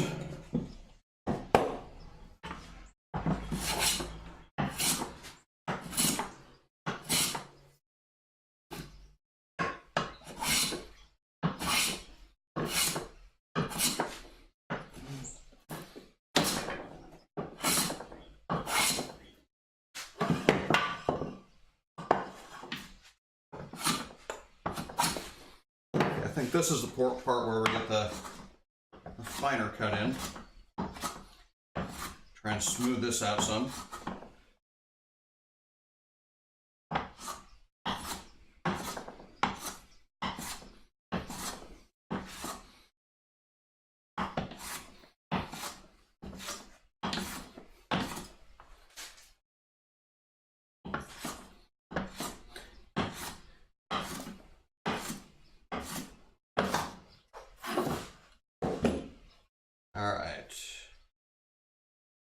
That's about as, this corner's about the thickness, I would say.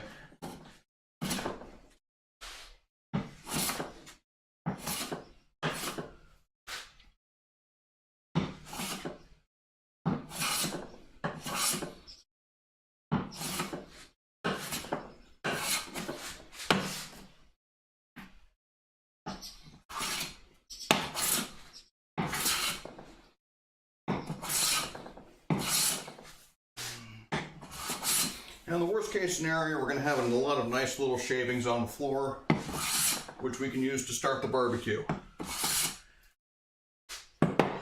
So even if this project completely fails, we will have kindling, which should probably smell pretty nice too. I don't know, I've never smelled burning walnut before.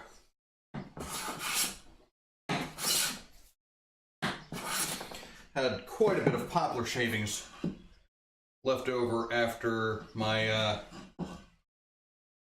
spice rack project, which was the last big project I did.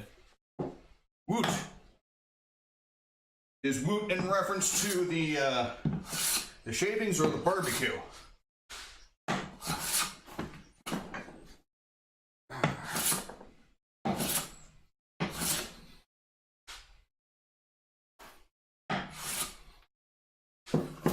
I would say either is actually woot-worthy in my book. So I'm a fan of, yes, kindling. Kindling is a wonderful thing.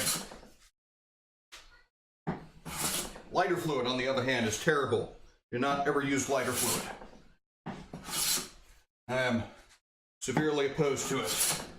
Now I'm getting closer to our line. We do want to be careful, and we want to make sure that we're approaching the line evenly, which we do appear to be.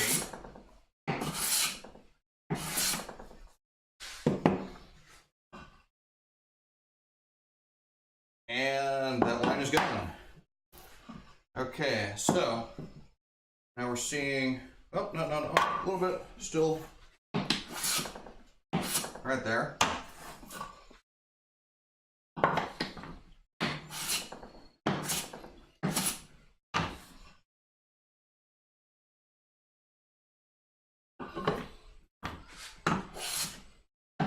Now we just got to take down the middle.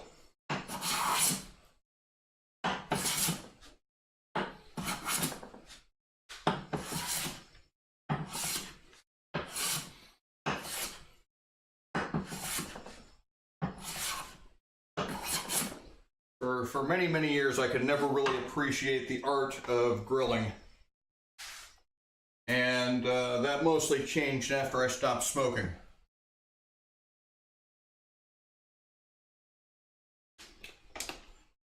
Smoking tobacco, that is.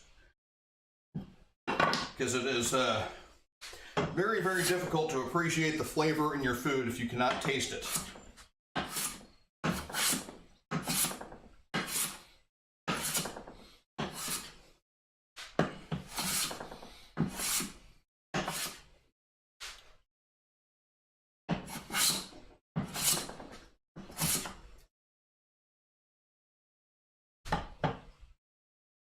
I've managed to cut myself on something.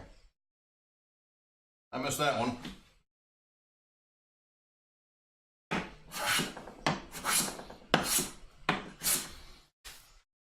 I gave up smoking for the e-cigarette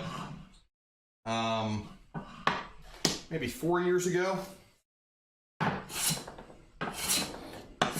just because with the e-cigarette you can control the amount of nicotine in the juice. So, you know, start at 24 milligrams. No, I do not need an injury counter. All I need is a hospital on occasion.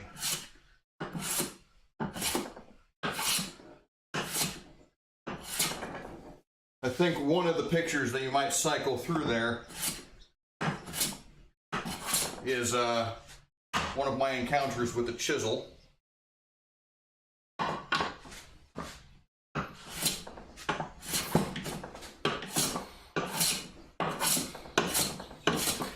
The chisel won that fight, if you were wondering.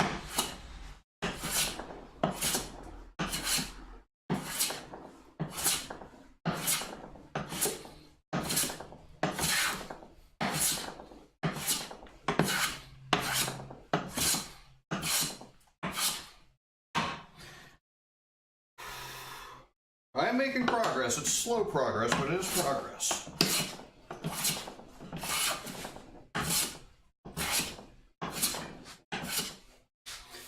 Actually, I wonder.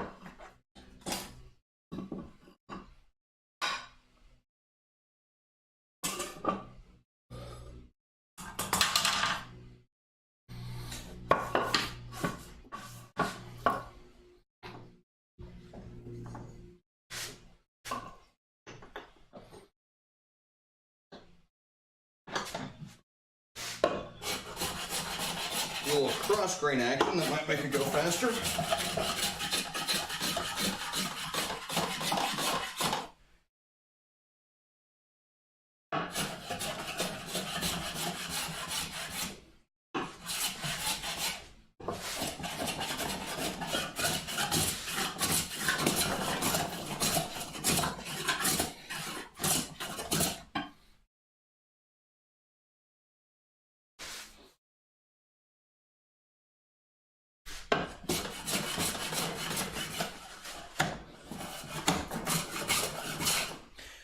You still need to be careful of that knot. I think that's just going to keep giving me trouble for the rest of my life. I may end up ripping this side off. Well, actually, yeah. So I only need about 4 inches maybe. I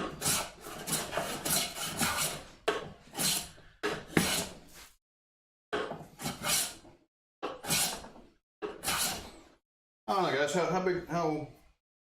How far from the wall do you think a shadow box should sit? I'd say 4 inches is about good.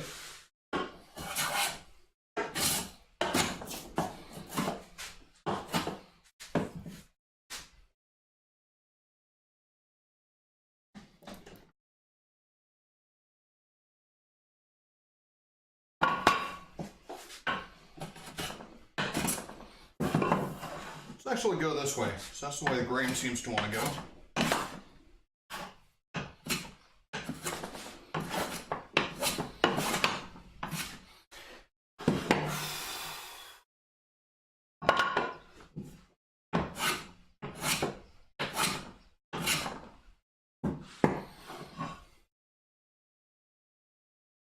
Actually, this side doesn't seem to want to go anyway.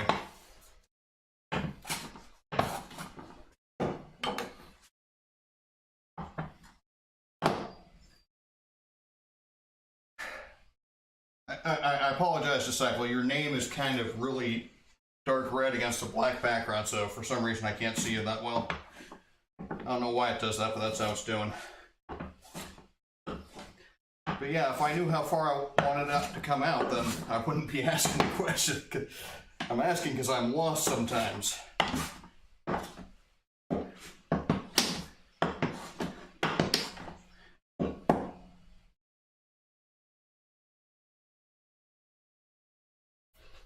And for those of you who are more familiar with timber anew, I am a bit of a different woodworker because while I have researched woodworking quite a bit, still not particularly talented at it.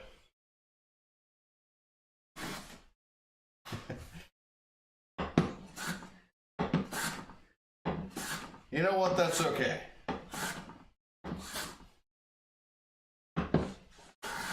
The point is not to be good at it. The point is to be better at it. So long as you're improving, I think that's a win.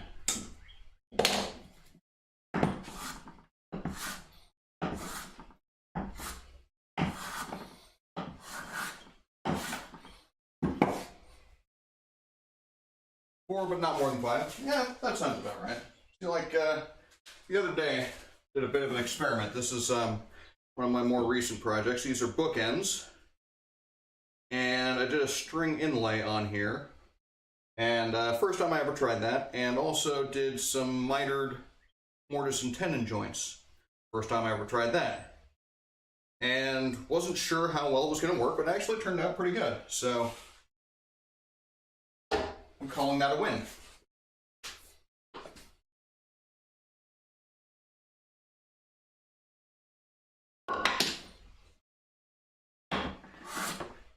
Well, I think you can be a woodworker without improving.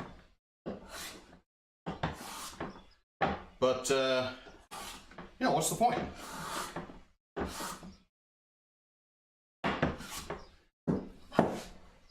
I think life is a lot better if you're learning things. Is now Lambda Cube TV is now something that I could not see. I'm gonna guess following, but thank you, Lambda Cube. I appreciate all the follows I can get. As if you can tell by the counter in the upper, what is that, left-hand corner of your screen? Wait a minute. No, that's the wrong one. Okay. Yeah, okay, now it's the upper left-hand. Sorry.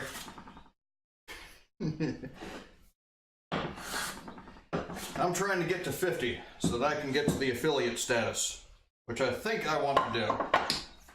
Haven't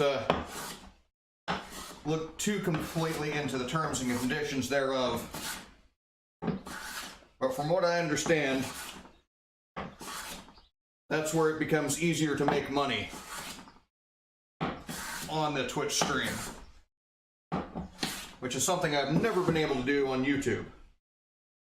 So I think that would be fun, because that would allow me to someday invest in better equipment.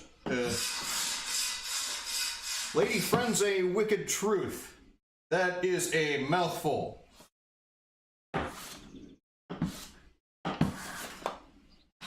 Just gonna call you Frenzy if that's okay.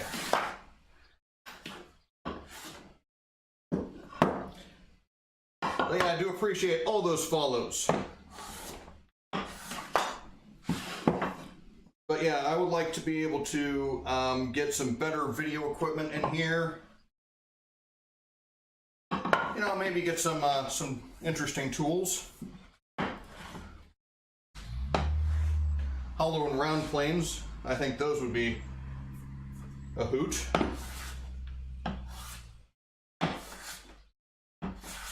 And have nice wood to work with. Nope, all of the name. Well, okay. I'm just gonna have to not refer to you that often then. Especially since your name is as well as this in dark red, and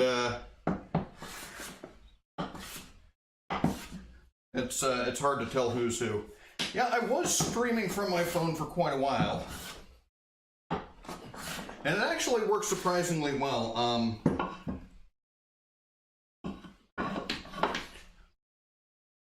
I've actually got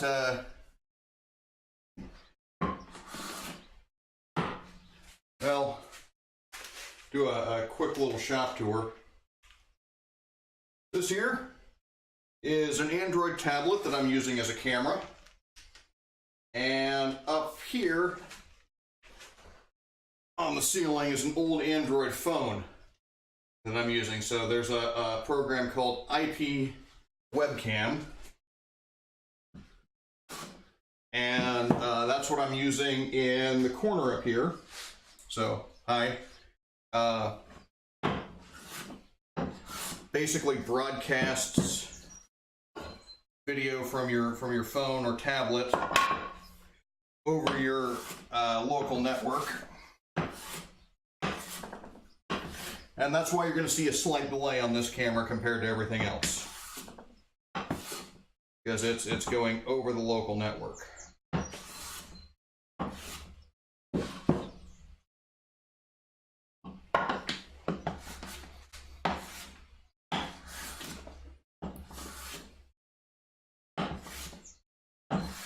Yeah, you can do a lot better quality with a computer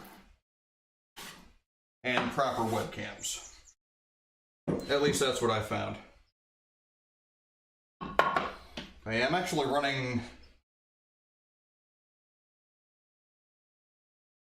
Well, woodworking always starts out crude, I think. And the only way to improve it is to work at it.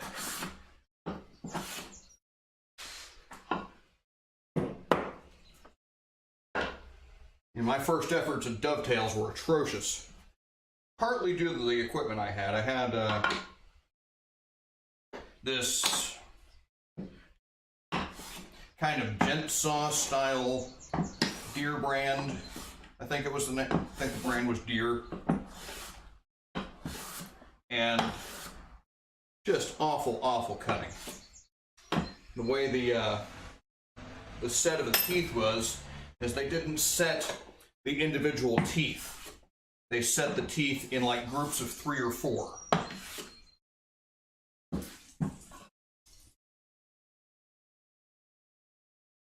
Well, functional comes first, then pretty.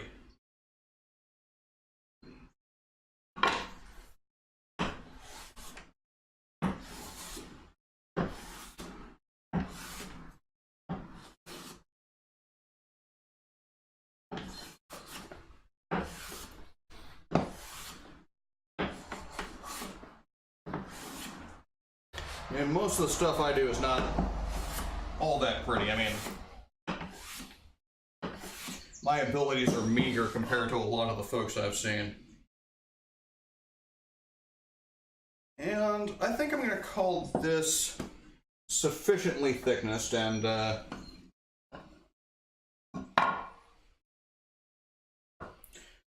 what are we, about a little over 5/8 thick. That's one. I'll set this back over here on the edge of the bench where it won't hurt anybody.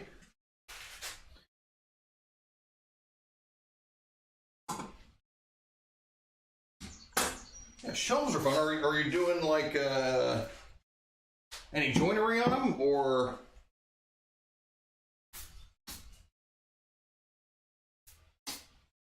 are they going to be simple, functional, quick and easy with fasteners and such?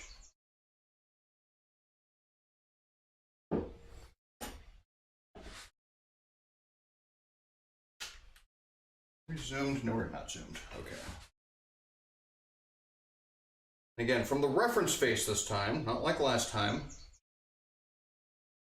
Saw and drill and screw. Well, there you go.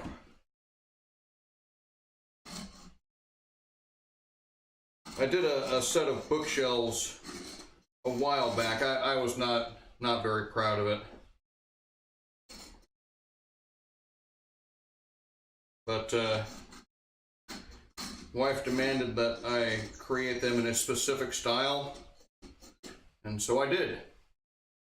And I think they are terrible. I'm not proud to have them on display in my living room.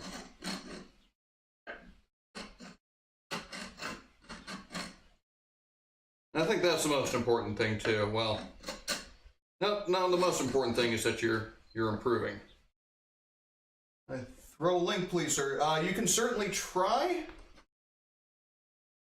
I think I enabled links, but I'm not entirely certain. Just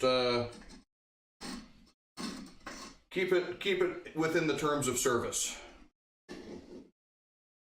And all viewers, buyer beware.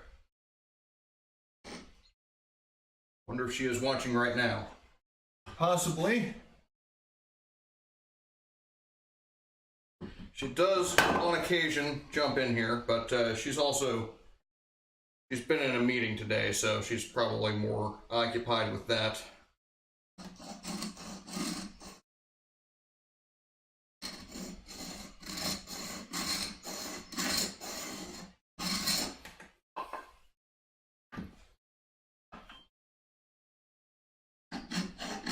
So she actually does important stuff for Twitch. Writing the knowledge base and whatnot.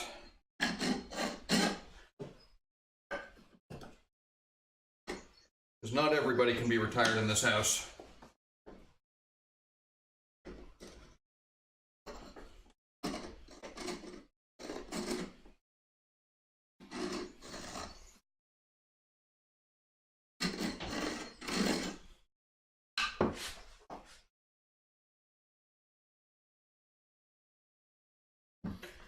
I'm not familiar with that domain. Is it some sort of image hosting or other? Printscreen.com.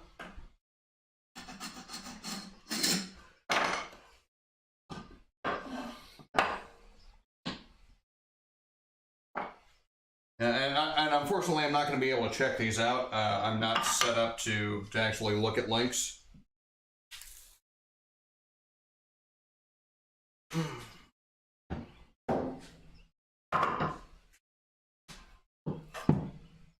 think I want to go this way. Light shoot, light shot. Is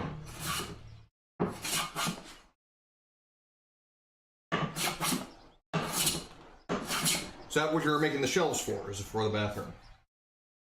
So it would be a great place to have shelves.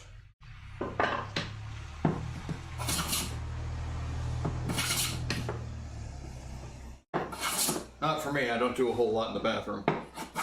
Mostly just shaving.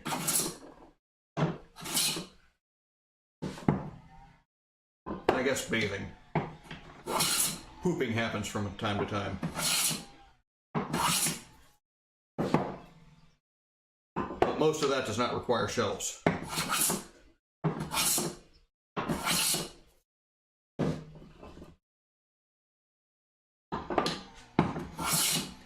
Well, I'll make an endeavor, Frenzy, later on to check it out after the stream.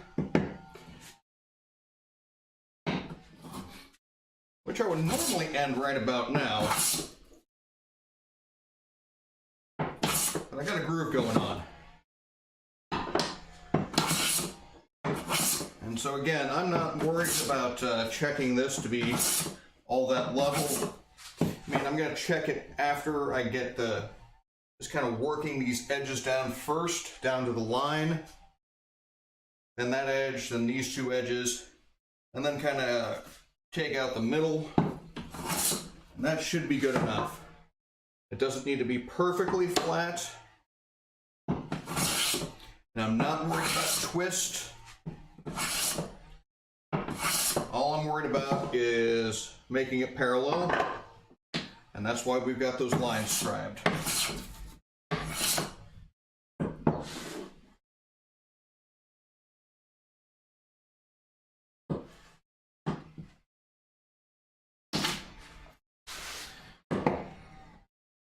I did not like the way that was cutting.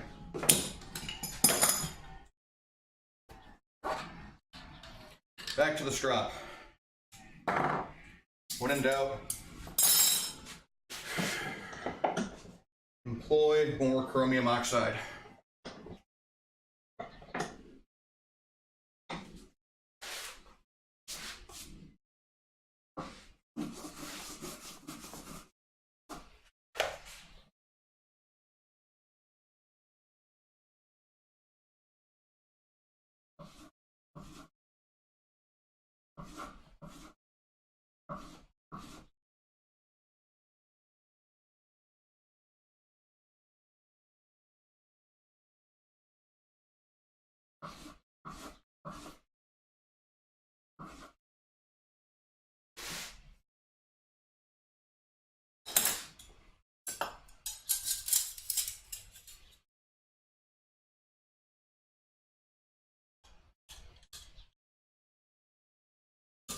Get that about 16th. Spice rack. Yes, there was a spice rack in the images going through. Actually, it took me quite a long time. If you want to check out my Instagram, you might be able to find more pictures. Links always down below if you're on the web page. Not sure, probably doesn't work the same if you're on a mobile device. But yeah, we have a lot of spices in this house. So much so that we risk folding space from time to time.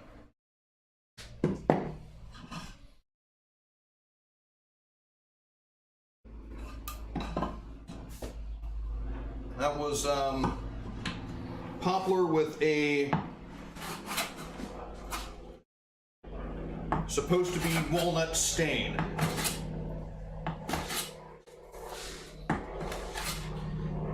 Took me a good while to make it. And most of it was done on stream. Most of the work was done on stream. And let's maybe go in this direction for this corner. No? No, you don't want to cooperate with me now?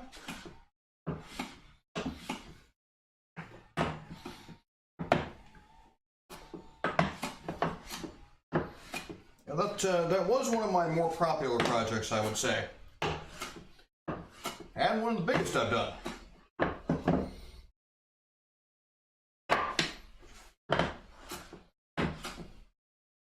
You're just not cutting it all, are you?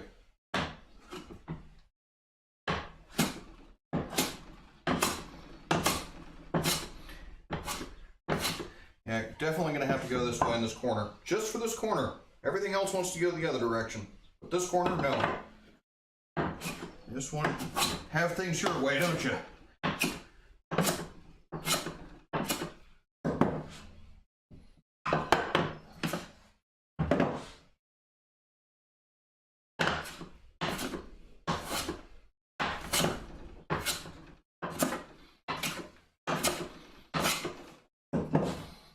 And the wonders of digital zoom.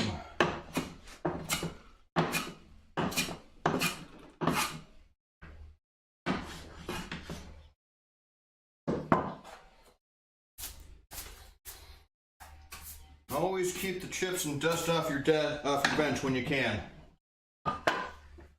They can end up putting dents in your work.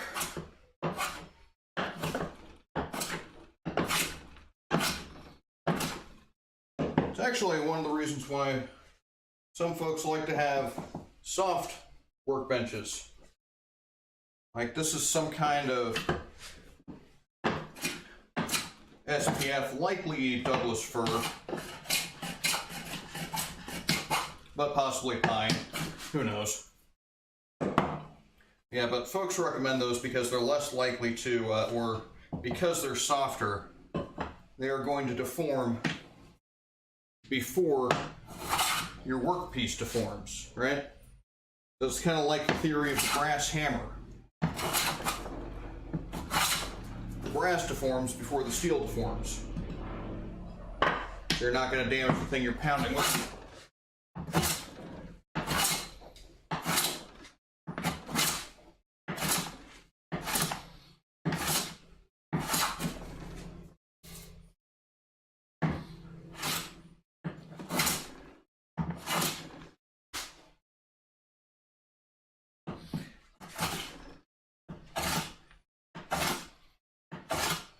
Brain's kind of running all kinds of wonky here.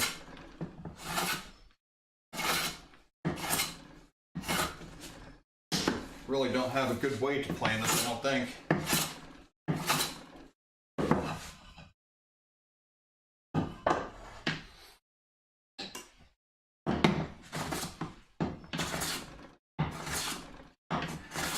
That works better.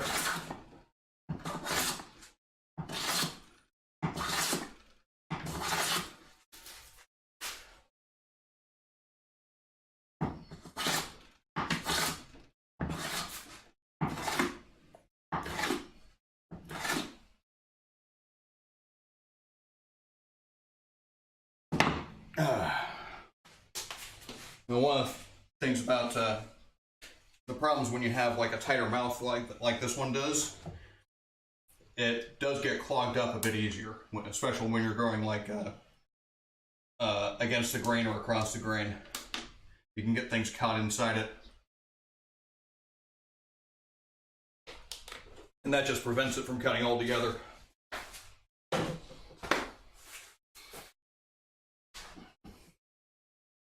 Yeah, this one's going a little bit slower than the last piece, I think, but we are getting there.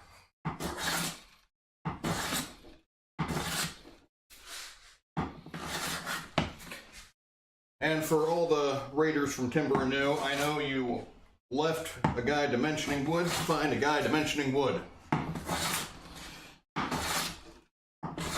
It's a necessary part of the process.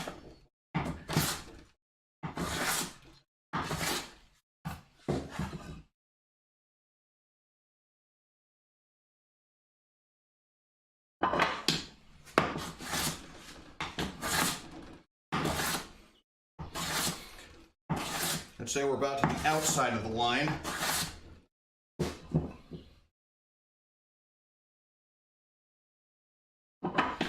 And just want to take the middle out.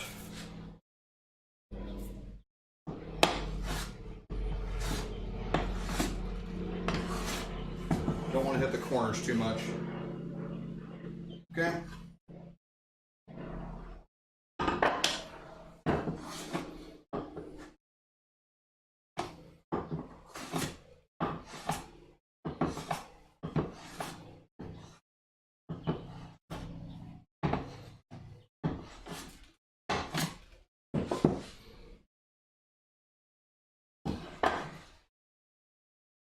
Alright, so now we got a bow in the middle. See if we can't address that some.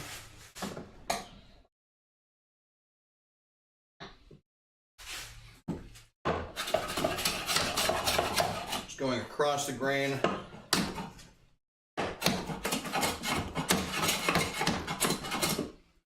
Partly because it takes out more material, and partly because we're trying to get it flat across. So we'll reference the plane across to get it flat across. Seems to like going better this way.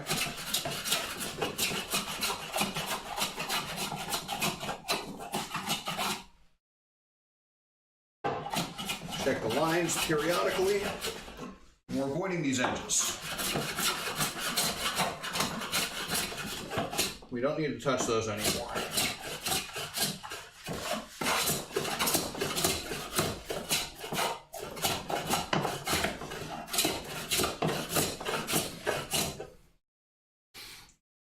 Before this project is done, I might have to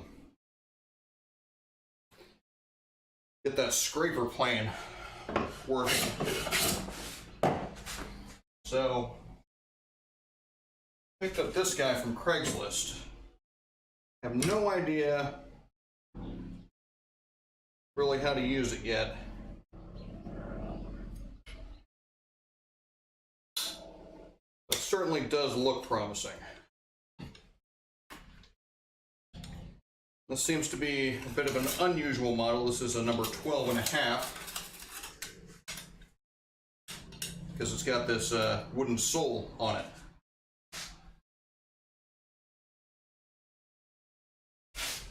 But yeah, I think that might do better for this, for like a final smoothing path on this grain.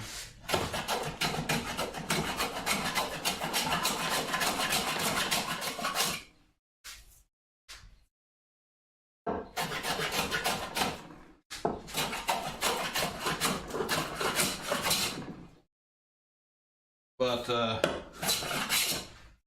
yeah, I have not quite figured out how to turn a burr on a scraper yet. Never used a scraper before, in fact. So that will be an adventure of sorts.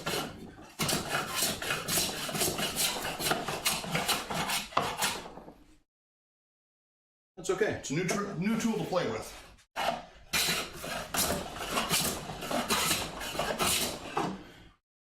That will justify the $50 I spent on it.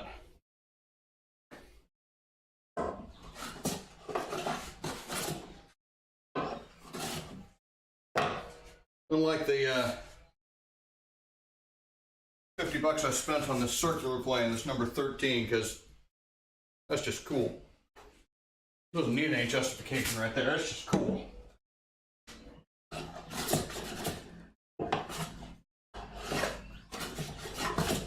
Why do I need a circular plane? Because I'm going to make wagon wheels, that's why.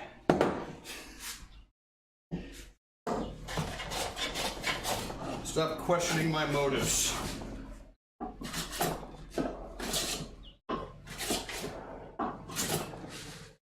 It's not like a 45 plane. Like this guy, what are you going to do with this? It's a doorstop.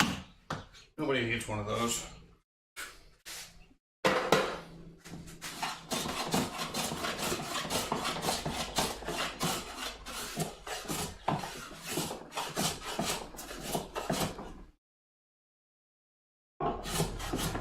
Getting very close to my line on this side.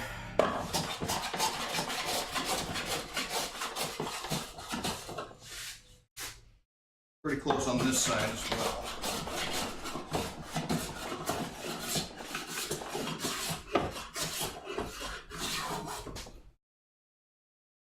I get some full passes.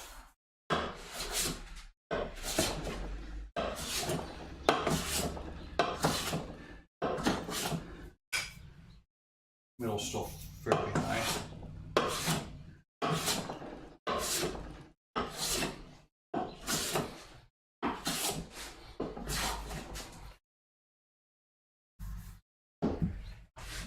All right, how are we looking?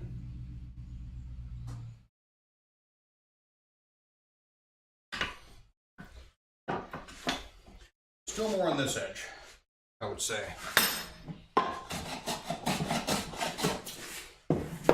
Actually, switch directions.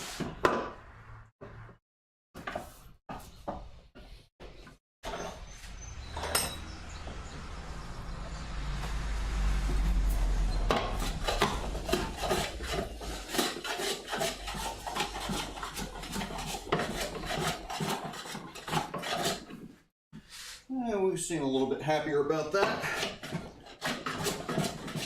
Going this way anyway.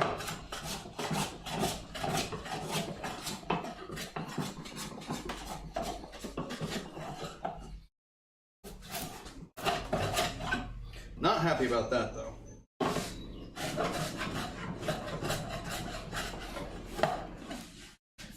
Whew. There's just no pleasing you.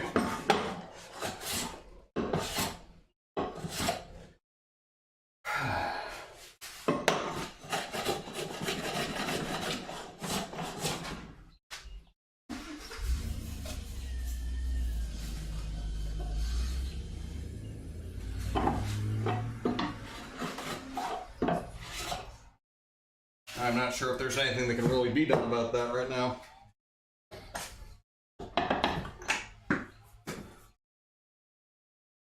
I may just have to wait and sand that.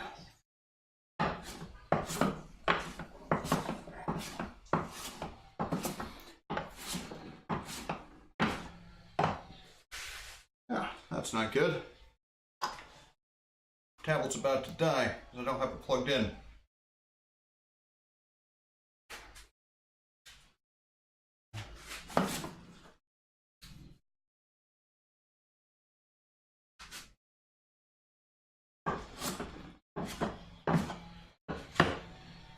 And I'm noticing that I am slowly losing viewers. I don't know if that's because I'm boring, or if maybe I'm disconnected, which does happen from time to time. Well, seems I am connected. Must just be boring. Alright, I'm going to move on to the next piece.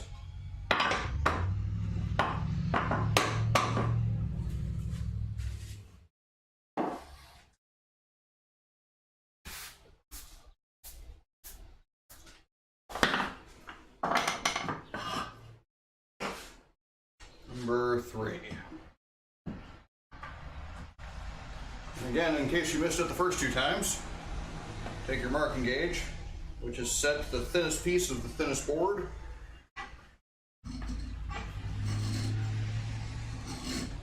Mark from your reference face, always from your reference face.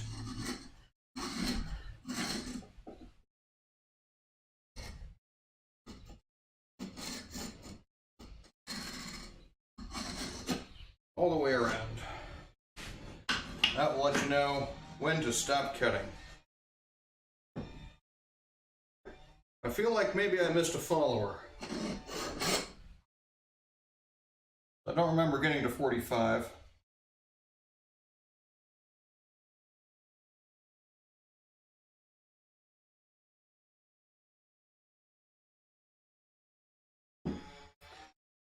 I got Frenzy followed, Easy Glass followed, Insane followed. Yeah, I guess I got them all. Nothing looks unfamiliar anyways.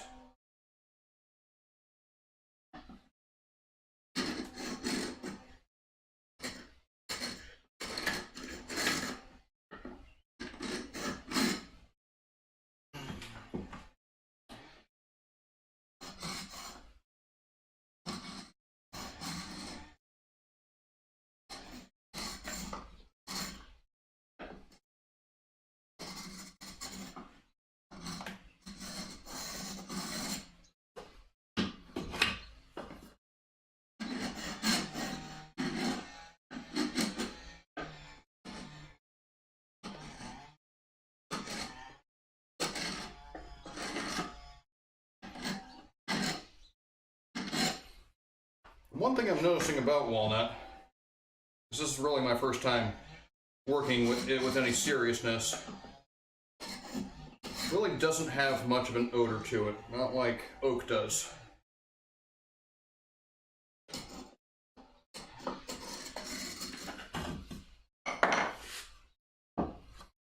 Okay. Oh, grain wants to go different ways. Okay.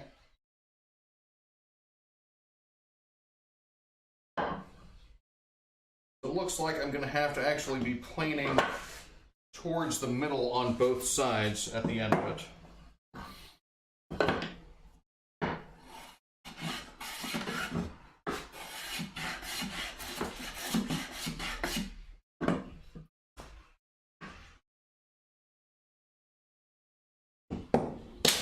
The last project I did with walnut was my mallet,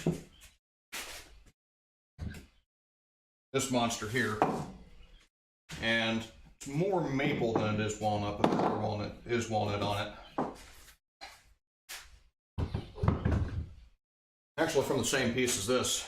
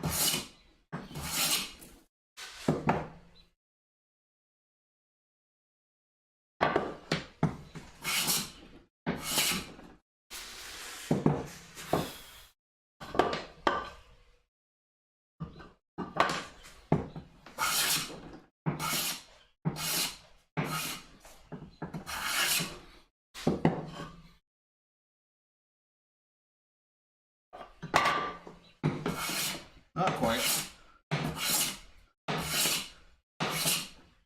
Just don't want to go over that line.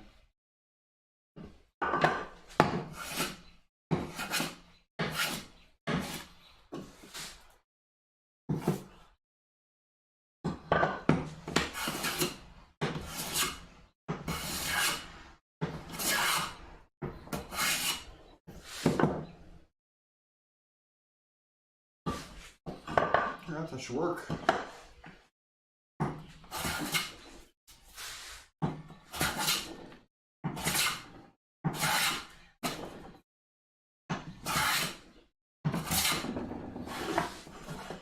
Doesn't seem to like to go that way. Definitely doesn't like going that way. Okay.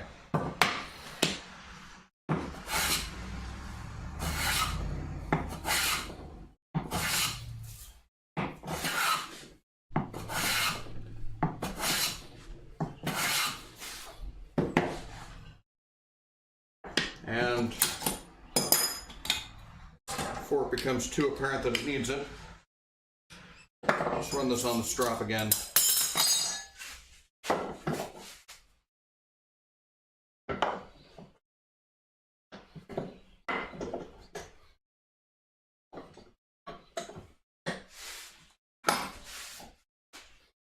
My goal is to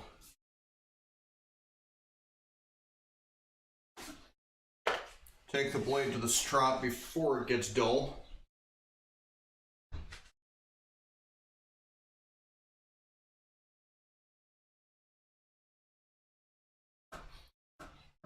That way I don't ever have to worry about taking it to the diamond plates. It hasn't been working out too well for me.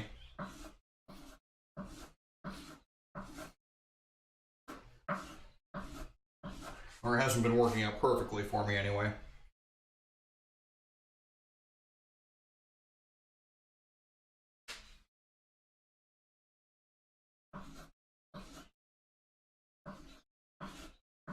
But if I sharpen more often, I'm only going to have to take the strop out, not have to deal with the diamond plates, so that should make things go faster. It's just more frequent, but less time overall. If that makes sense. That's the goal anyway.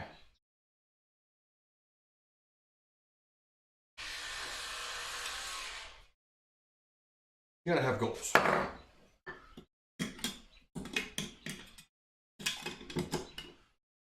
Well, maybe you should have goals.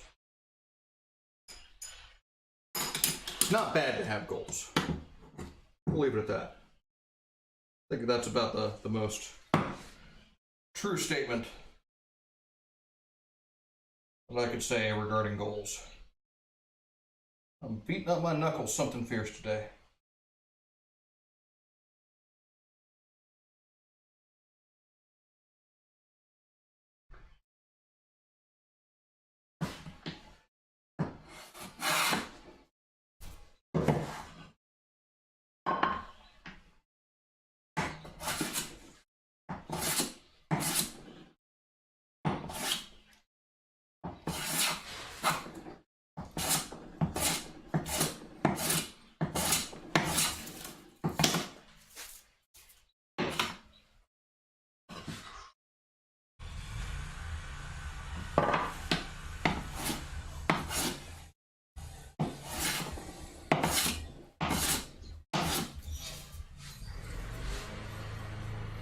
And I got another neighbor mowing the lawn.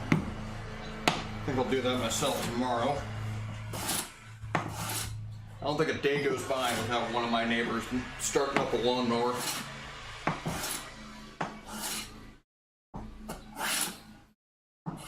Except in the winter. Didn't see it as much in the winter.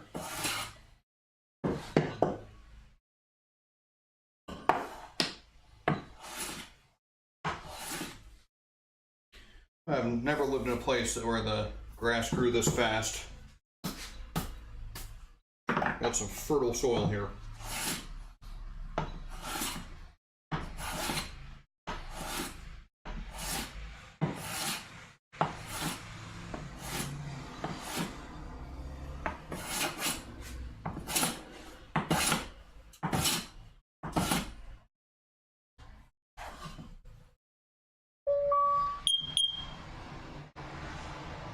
Uh-oh. My smoke detector is detecting something. Or maybe it's just testing itself.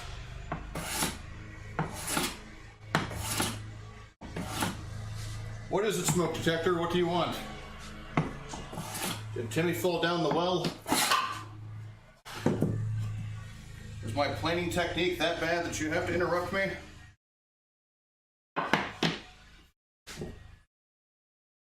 Who's that? Disciple again? Do you have insight into the world of smoke detectors?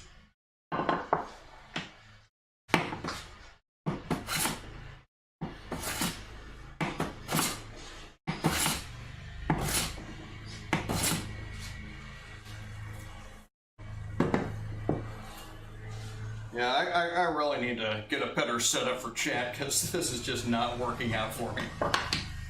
I apologize, folks. I wish I could read it better, but that's just the limitations of the equipment I have. I could possibly set my laptop up right here, but it's a nice laptop and I want to keep it clean and not throw saws through it. In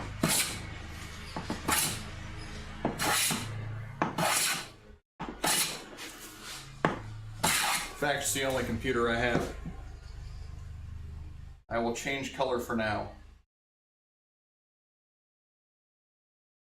I don't know how you're going to do that.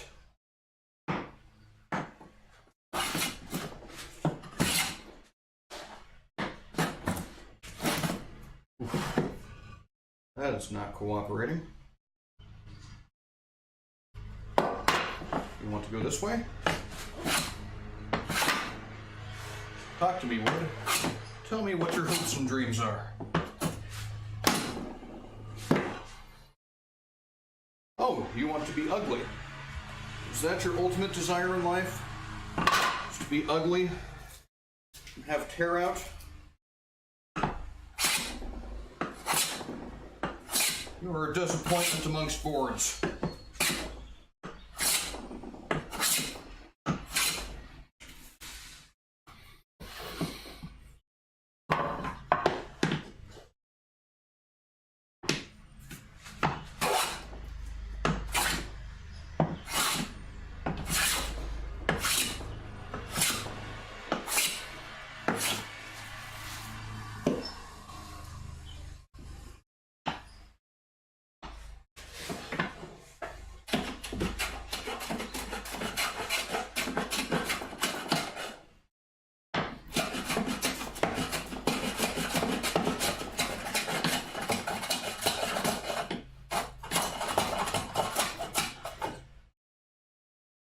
Not getting a really clean and smooth cut this way.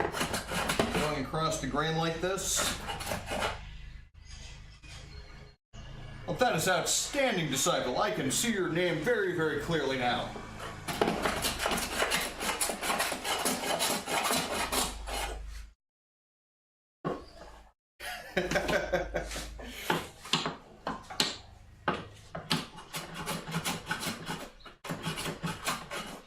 Well, if I can't see anybody else, I'll just assume it's Frenzy.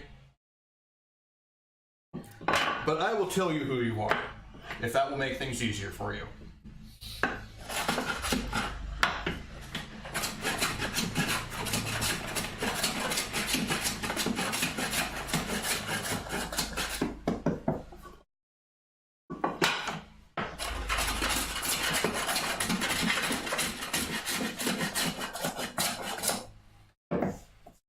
Getting some lines from the edge of the blade, from the corner of the blade.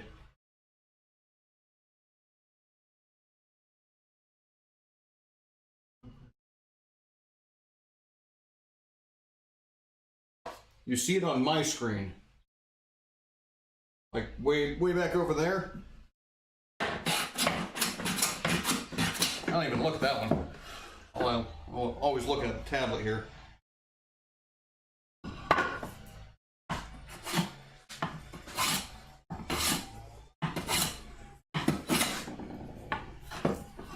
Just right there. Oh,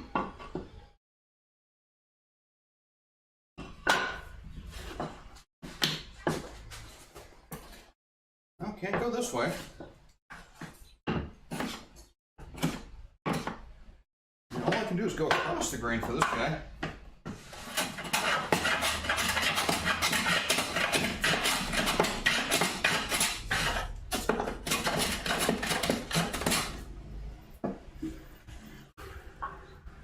And there's the Postal Service.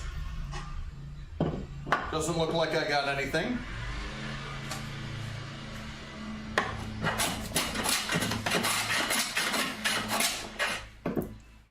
Yeah, I suppose what I could do is just change this tablet to a white background. That's probably going to be the simplest remedy.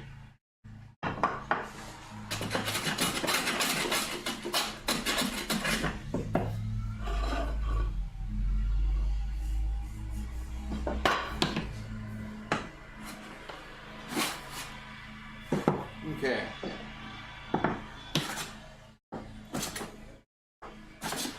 I think I need to be taking layer passes now.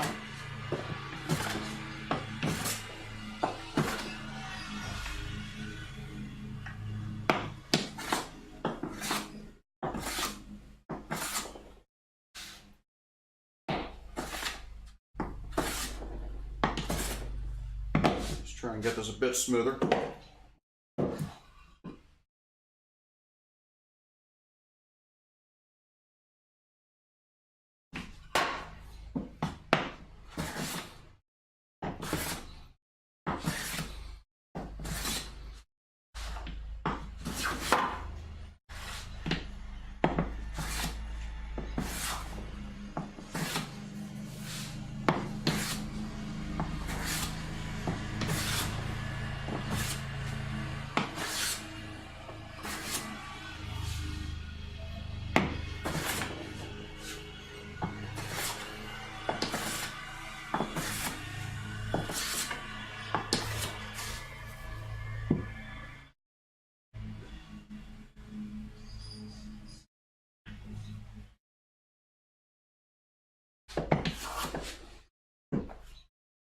Well, contrast is a wonderful thing when it comes to being able to recognize things.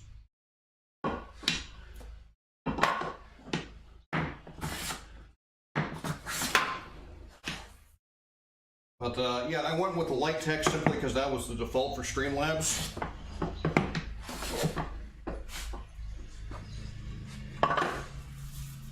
And so, simplest thing to do was just to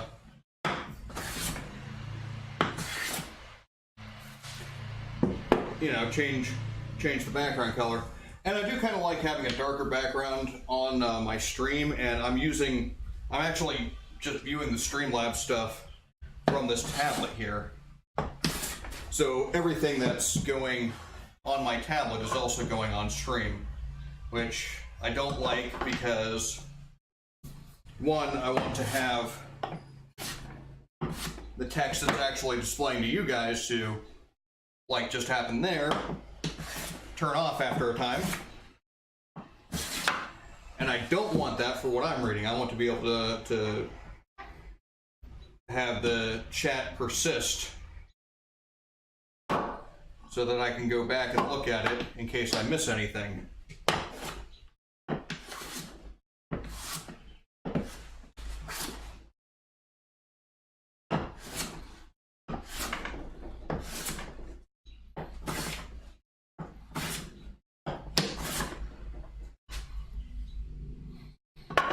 And if I'm using the same code for Streamlabs for both of them, I mean, they're both going to turn out the same. So that's, in the long run, that's not going to work for me. I just haven't quite figured out a good way of doing it.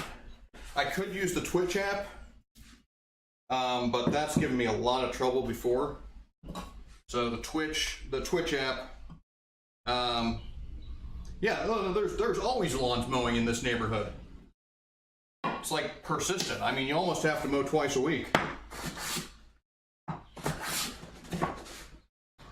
That and the lawns are ridiculously huge. I mean, each one of these houses is sitting on about an acre. If you don't have a riding lawnmower, you are a masochist here.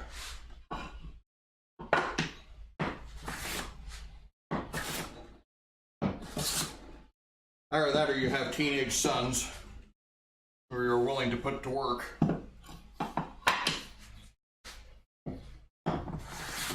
And I am neither. So I have a riding lawnmower. And I am middle-aged and body does not work like it used to, so. All right, that is board number 3. Planed, jointed, and thicknessed. Just not ripped. Yeah, we get rain pretty much every week, so it's fairly consistent here. But I think I'm actually going to call it quits there, because we're until the past 2 weeks. And it's been fairly dry with the last week, but you know, we still get rain. I mean, pretty much at least once a week. Maybe just a little drizzle, but still getting rain. But yeah, I'm going to call it quits here. I do appreciate all of my new minions who have followed me today and let us review. That was Lambda Cube TV, Denise Glass, Insane 2NL, and Lady Frenzy Wicked Truth. I do appreciate you all joining me and deciding that maybe you want to see this again, because I always like having folks in the shop with me. It can get a little bit lonely, and it's always good to have somebody to talk to. But again, my schedule is going to be a little bit wonky because of school coming up here this next week. So I will be streaming at some point. I just don't know when. It won't be Thursday because I'm going to be at school all day Thursday. And you can follow me on Twitter, Instagram, all the internets. Links are below. And if you haven't already, do please follow me here so you can be notified when I go online next. But yeah, I usually announce on Twitter about 15 minutes prior, which I completely neglected to do today. And I just realized that. Maybe that might have been why there was nobody watching me the first hour. 10-4. No. I don't do police codes. I Army only, sorry. But let's see. I'm going to go ahead and put on the AFK screen, and I'm going to see if there was someone I can hand this stream off to, so you guys might be able to see something else interesting. But I'm going to do a little bit of searching, so please bear with me for a moment.